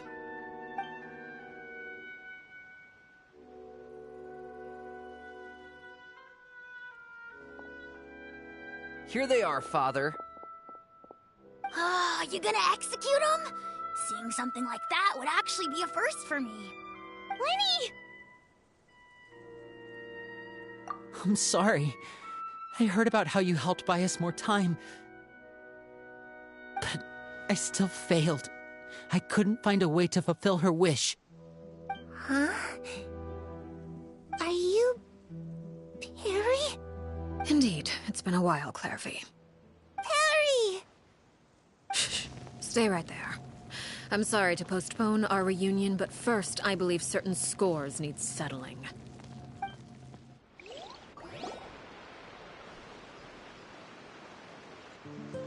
Father, let me explain.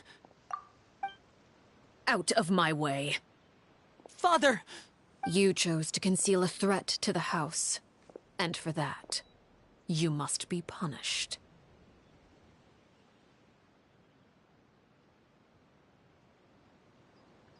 Overall, however, I suppose your wrongdoing is hardly the most egregious of the bunch, so I'll deal with your punishments later. As for right now, the more pressing concerns are the traitors among us. By traitors? Do you mean us?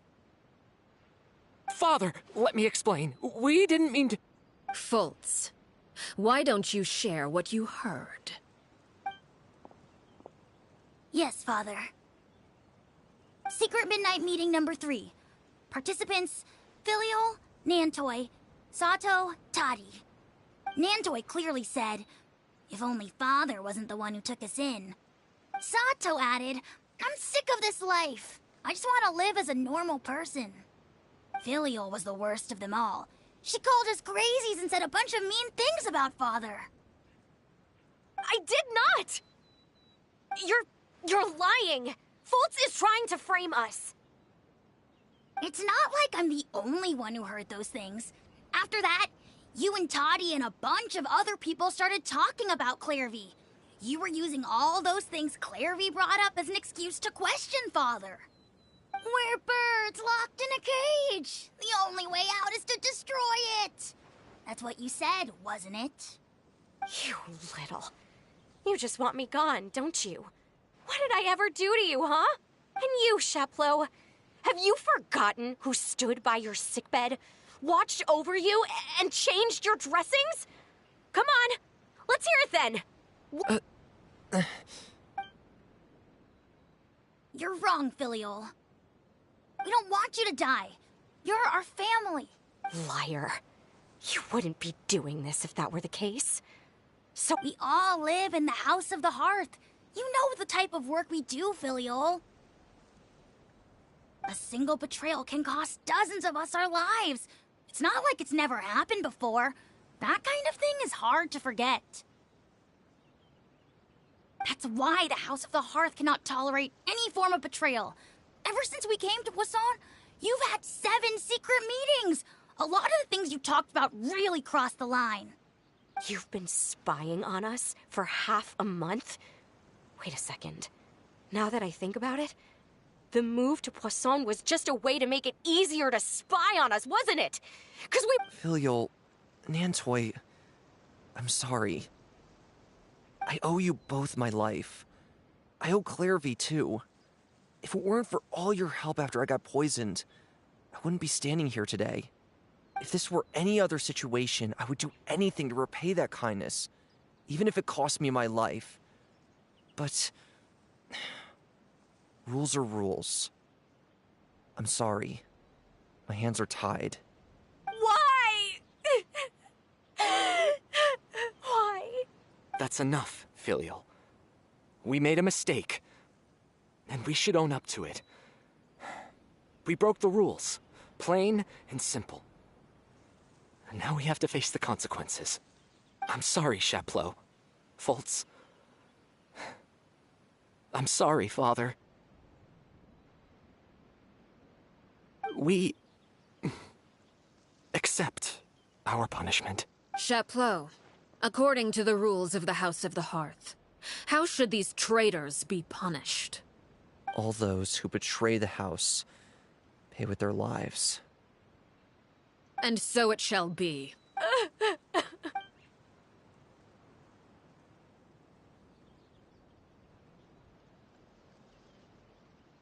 Father, please wait! Something you want to say, Linny?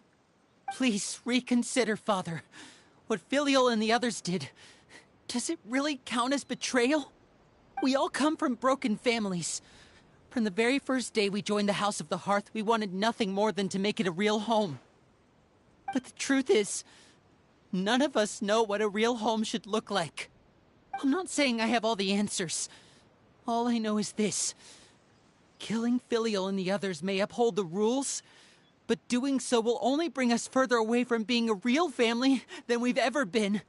So please, Father, please, reconsider. I agree with Linny. Father, please. Linny, you... I also agree with Linny.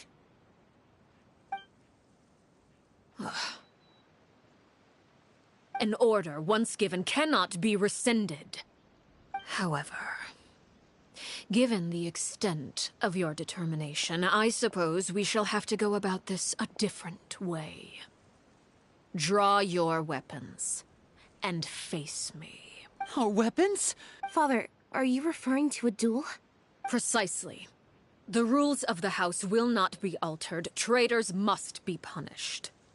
However, resolving disputes with a duel is also one of our rules, one that also applies to me.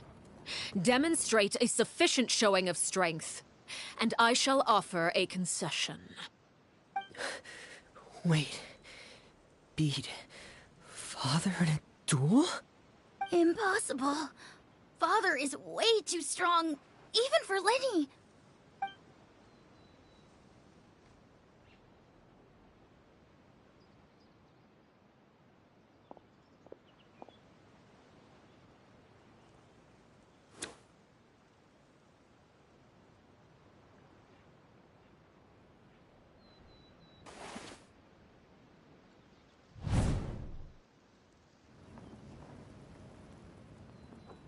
Did you hear that, Traveler? Lenny and the others have to duel the knave. What should we do? Can they really win something like that? If they lose, those people from the house are really gonna be executed. Hey, are you listening?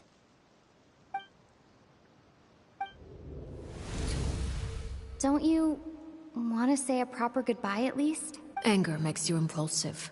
Sorrow causes you to waver.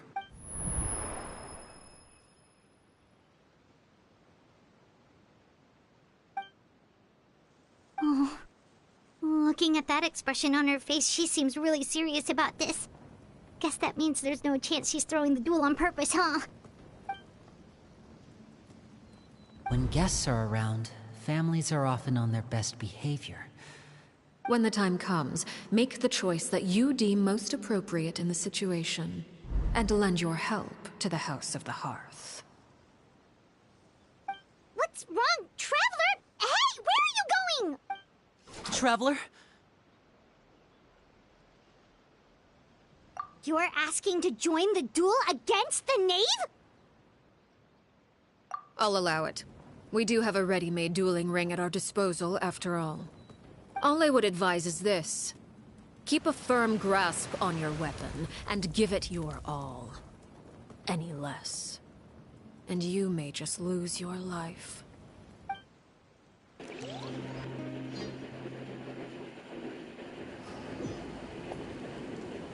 Here we go. Oh, fighting fire with fire.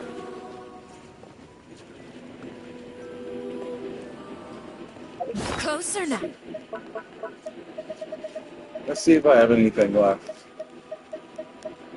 Oh, these. There is no escape. Scatter!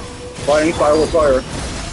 Witness my rise. Is it my turn now? Now! And voila!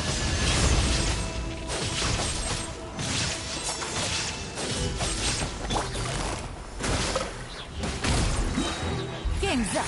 Fun's over. Overruled. How amusing. Everlasting as the moon. Over here!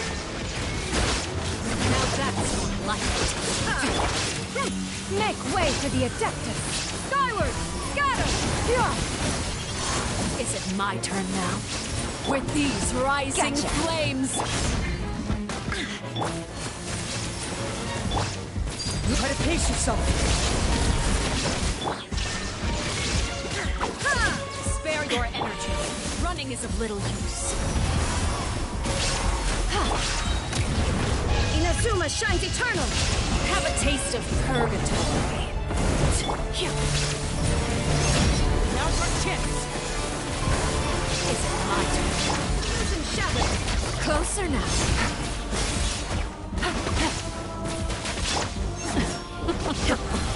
Look at you. Trapped like a bunch of helpless animals. You alright? With these rising flames. Overruled. This is where you fall. Scatter! Skyward! Seize the skies! Shout!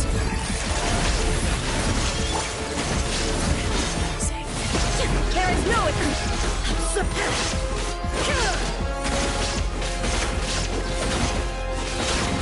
Now you shall perish! Now more chance. Look. Trapped like a bunch of helpless animals. Shine down! With these rising flames.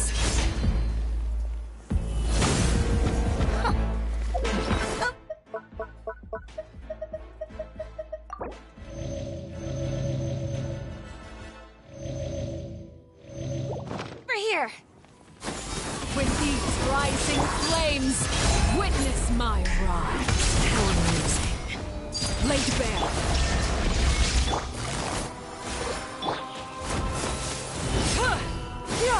Scatter!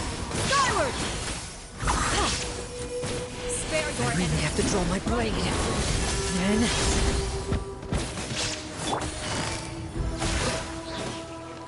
Have a taste of purgatory.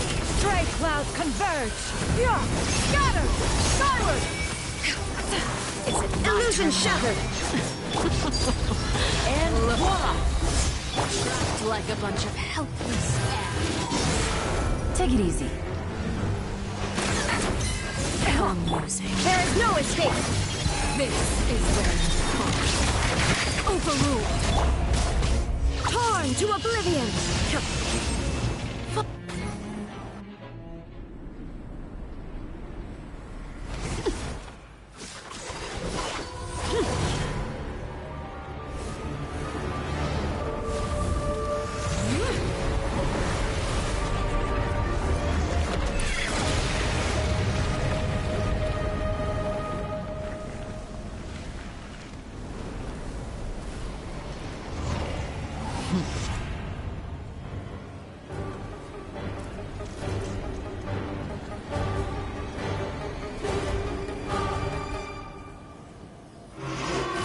Kindness has been seared away.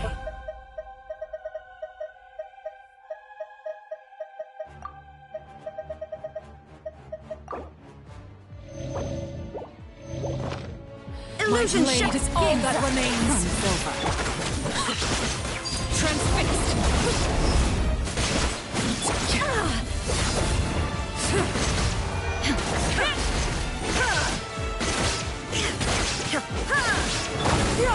Got him! Now for Jin! Over here!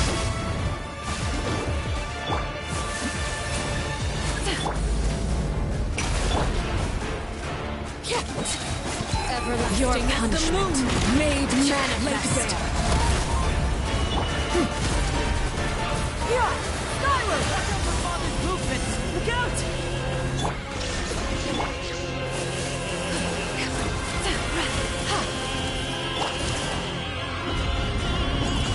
Gotcha.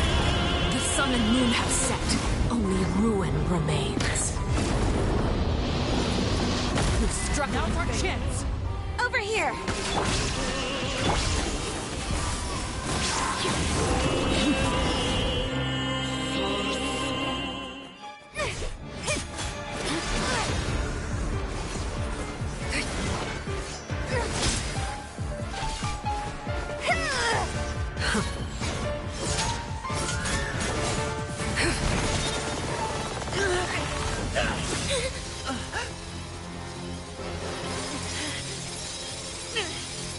You should know better than to crowd in one place.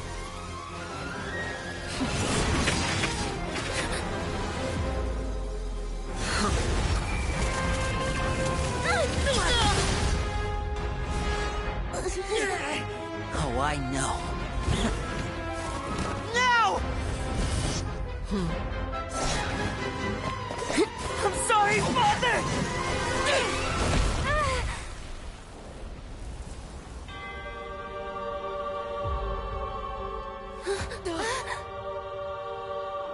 Sorry for what? This pitiful excuse for an attack.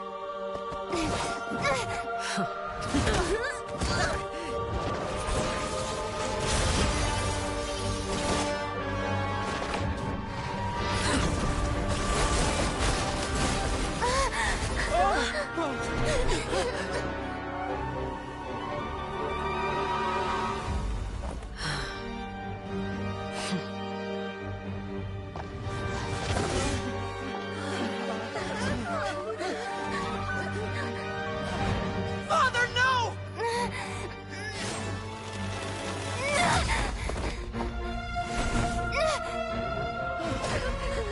Made it out, did you? You're stronger than I expected.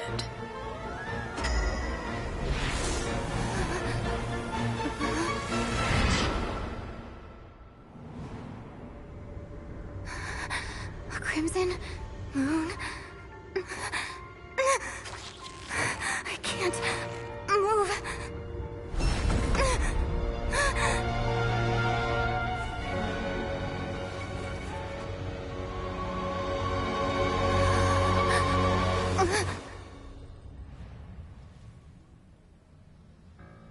Still, not strong enough to beat me.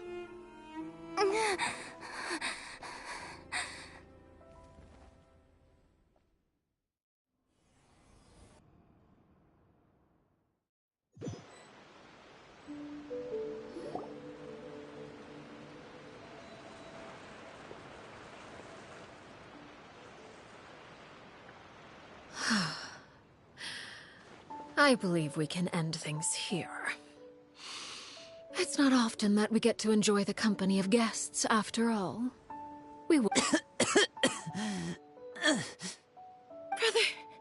are you all right? Lenny. Given that I am the victor of this duel, as agreed, the punishment stands. No!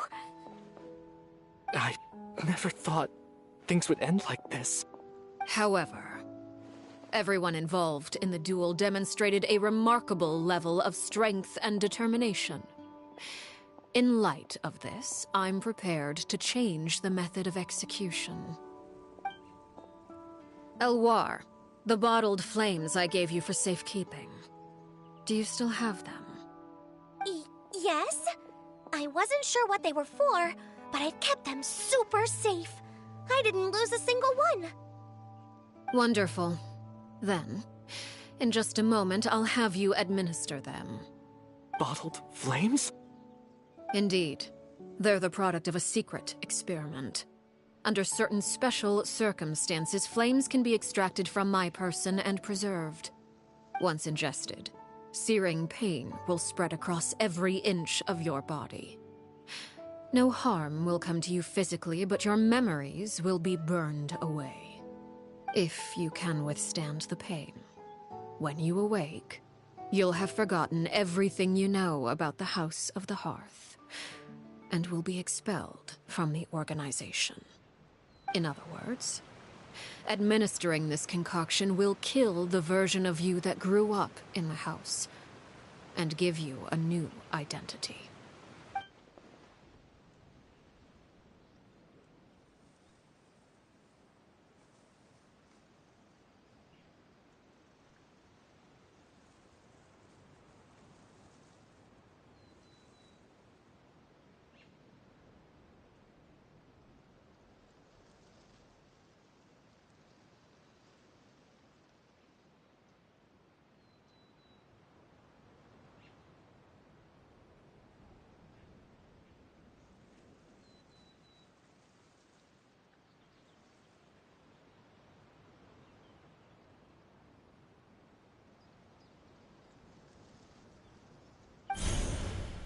Memory is a mysterious thing indeed. Losing a portion of your memories will alter your sense of self.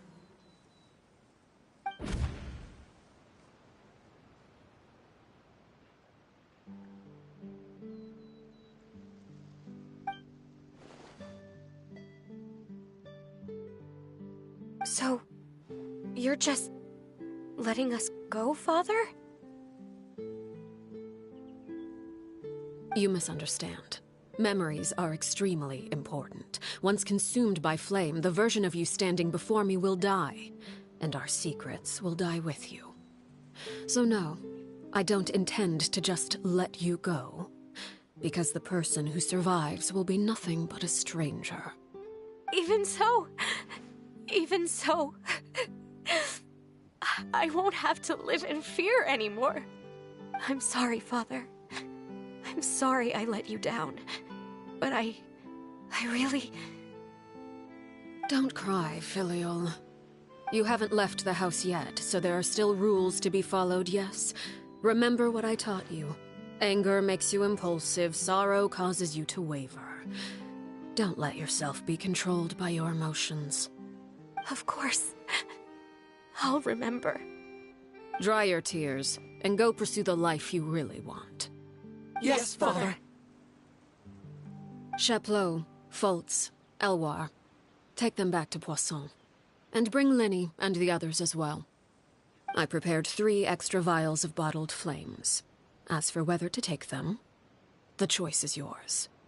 Goodbye, children. The next time we meet, I will no longer be your father. Thank you for all you've done for the house. I hope you have bright futures ahead of you.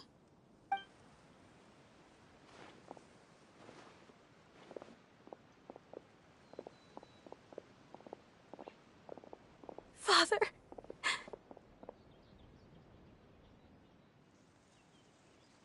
Let's go.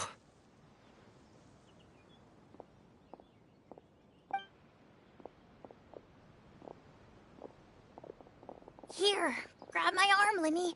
I'll help you walk back. Thank you.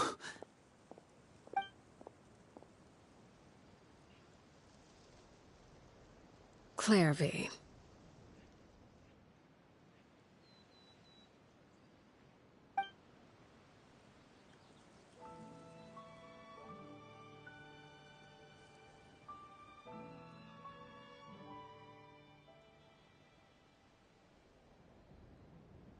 Can we talk now?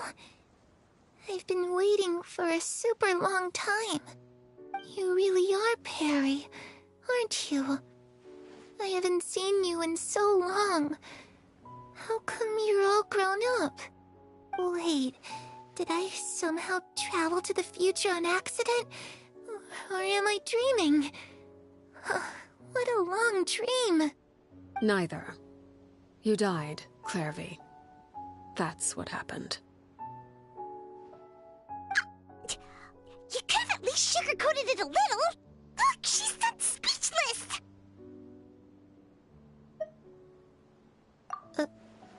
Oh. Huh? That's it? You accepted it just like that? Yep. If that's what Perry says happened, then I believe her. Perry wouldn't lie to me. Plus, I don't really need to know why I'm like this. I'm more curious about what happens in the future. Can you tell me about it? I want to know what happened to her.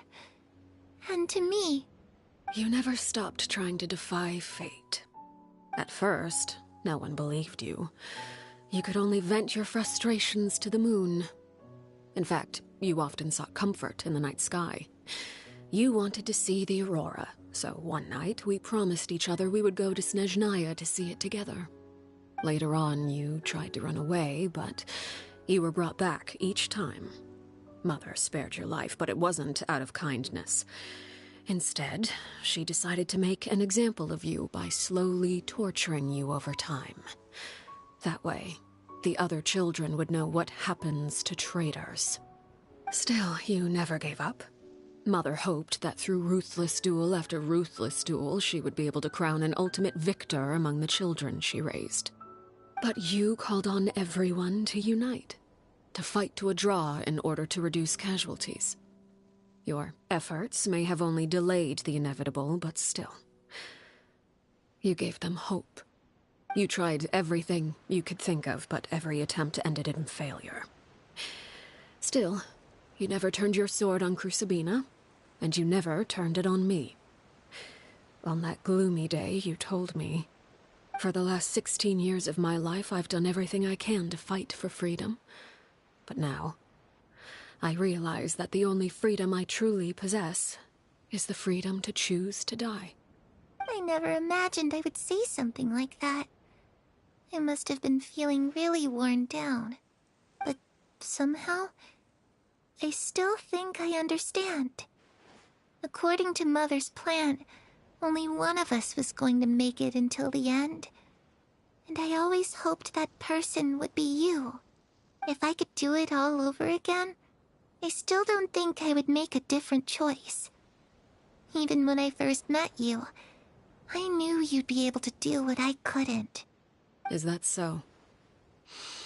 Even now, I'm not sure I truly understand what kind of freedom you were trying to pursue. But as the head of the House of the Hearth, and as the children's father, I've tried to give them the most basic of freedoms. The freedom to choose their own fate. It's something I discussed with the Iudex of Fontaine. The children who want to leave the house will have their memories wiped clean of all secrets pertaining to the organization.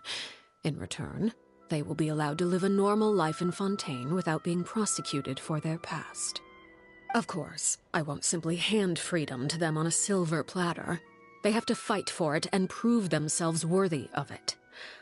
Only freedom that is earned has true value. That's more than enough. That's exactly the kind of life I was fighting for. You know, Perry, I think you're a pretty amazing king, and a really great father, too. I'm really happy that you're the one who took over the house. I guess I do have one regret, though. I still haven't seen the outside world. Well, it just so happens that our dear guests over here have been to many nations and traveled to countless places. Perhaps they would be willing to tell you what the outside world is like. Really? Of course! We've traveled all over the place. We've got so many stories, we could probably talk your ears off for 3 days straight!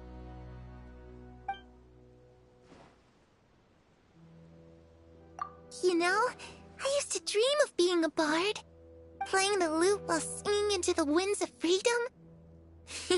Even if there was no one there to listen, I would have continued to sing no matter what. Those yokai you mentioned, what do they look like? I once saw a drawing of this one guy with horns on his head and a super scary face. Are there any yokai like that? Oh, sounds like you're talking about an Oni.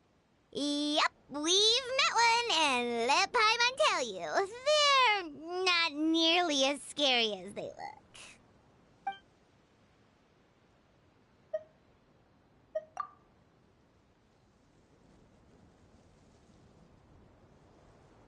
The situation was super dangerous. Lenny and Lynette were accused of committing a crime, and they were going to have to stand trial at the Opera Epicles. Oh no, that must have been hard for all of you. What happened next? Don't worry, we were able to turn the situation around super quickly. All thanks to Detective Paimon, of course. How'd you do that? Come on, tell me. Okay, so it was like this. After the failed magic show, we rushed to the scene and...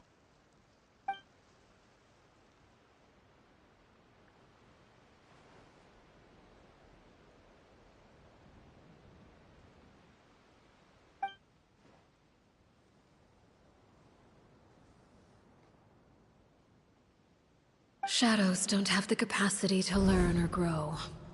Any new information they encounter is quickly forgotten over time.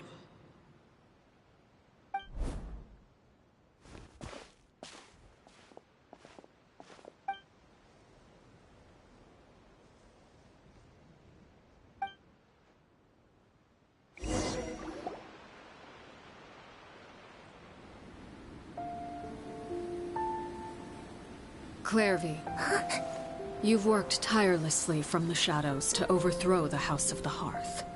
Now, by my authority as the Knave, I shall announce how this matter ends. You are hereby expelled from the House of the Hearth. You are no longer tied to this place, nor are you bound by its rules. You're saying that I can finally leave? I get to experience the outside world as well? Oh, I almost forgot. There's no getting older for me. Still, seeing who you grew up to be makes me really happy, Parallel. Take care of yourself. Goodbye. May we meet again someday.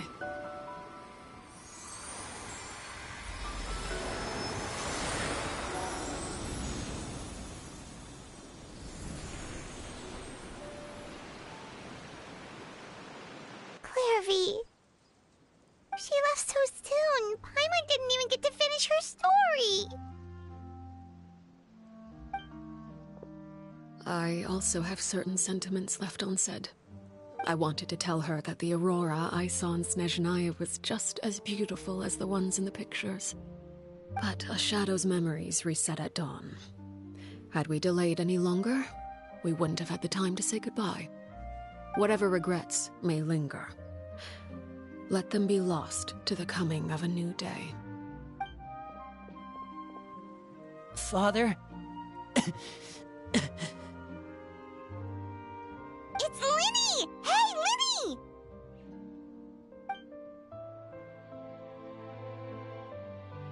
What is he doing back here? Let's go check it out.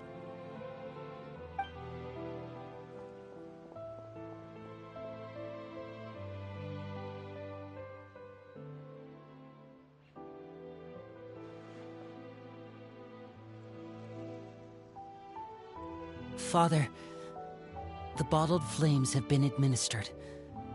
Filio and the others have left the house. And you? What have you decided? Thank you for giving us that choice, Father. But we never wanted to leave the house. Lynette and Fremine feel the same way. They're recuperating back at the Hotel Bouffe d'Été. But I decided to come back and tell you where we stood. I'm sure you're well aware of the expectations I have for you.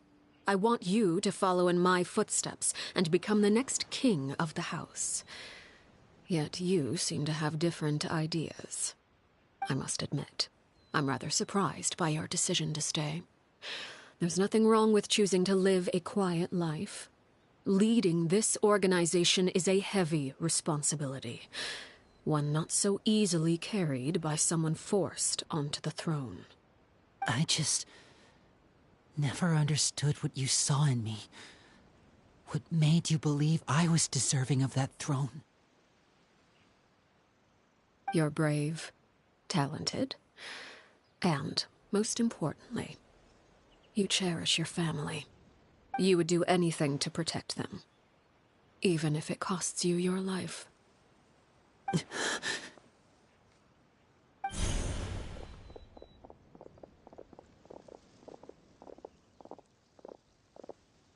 Speaking up back there was so brave of you, Linny. It's all thanks to you that we were able to convince Father to back down. You're a hero, Linny. Hero? Father is the real hero. Had Father gone all out during the duel, there's no way I would have walked away with my life. She must have had it all planned from the beginning, from the very moment she suggested a duel. I'm not deserving of that title. I'm not strong enough, or smart enough. You're wrong. In my opinion, all you need to be deserving of the throne is conviction and the necessary strength to act on it. We may have different ideas of what it means to be a family, but you can hardly be said to lack conviction. Hey, Nana. What you truly lack is strength. You like to share too? For someone of your talent, though, that's something that will come with time. There you go. Even without that strength, you still chose to face me in a duel, even though the odds were stacked against you. That capacity to honor your convictions is what I truly see in you. Father. No one knows what the future holds, what tragedy or triumph may be in store. Being at the head of this organization requires the strength of will to face whatever comes. Caution will only hold you back. If reaching a certain standard were required to go after what you want, I would never have succeeded in killing my predecessor. Back then, there was still a considerable gap between our abilities. Strength may decide the ultimate victor, but those who let a lack of strength dictate their decisions or undermine their convictions will never be worthy of the throne. I understand, Father. Thank you. Children must grow up to surpass their parents. Only then can a family continue to flourish. The road ahead is not an easy one, so I'll ask you one last time. Are you certain you want to stay? You've done so much for me, Father, and that kindness must be repaid. Plus, with Project Stuja at hand, there are many dangers ahead, and I, for one, don't intend to back down. Protecting my family at all costs. That's my conviction. Then you're welcome to stay. As for Project Stuja, you need not be too concerned.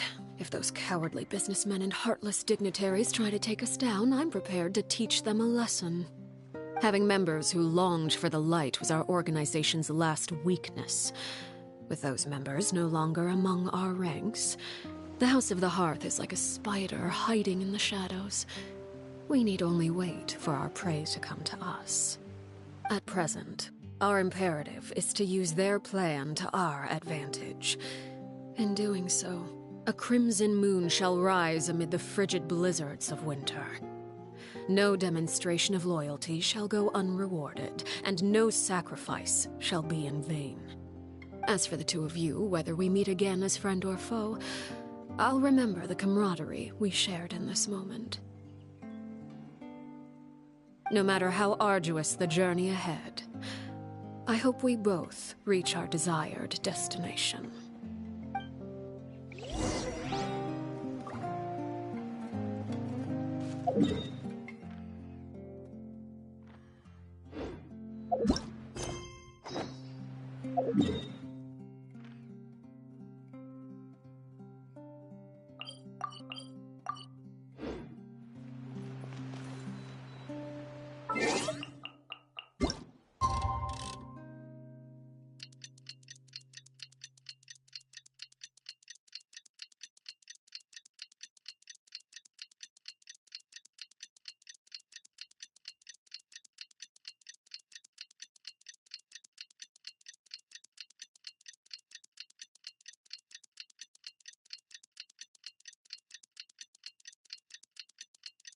Didn't Linny say that Lynette and Fremine...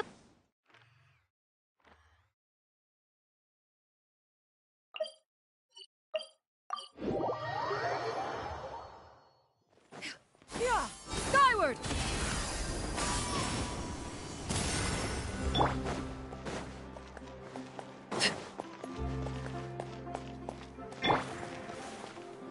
Yeah! Skyward! Scatter!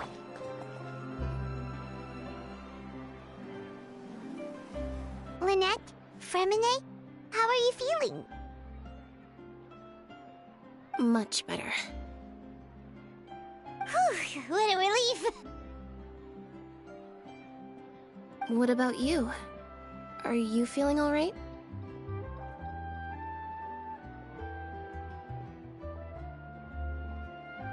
I knew you'd come out unscathed.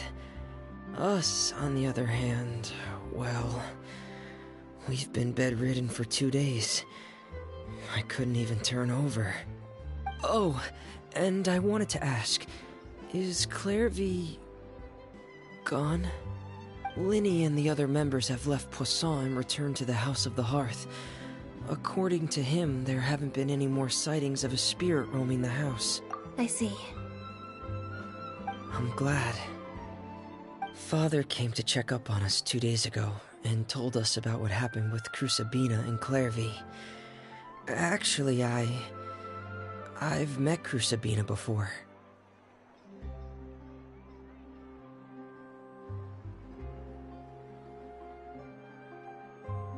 Wait, what? You've met the former knave? Crucibina died a year after Clairvy. It was during the year between their deaths that I joined the House of the Hearth. Crucibina had an extremely cruel and radical way of doing things. While she was alive, the atmosphere in the house was suffocating.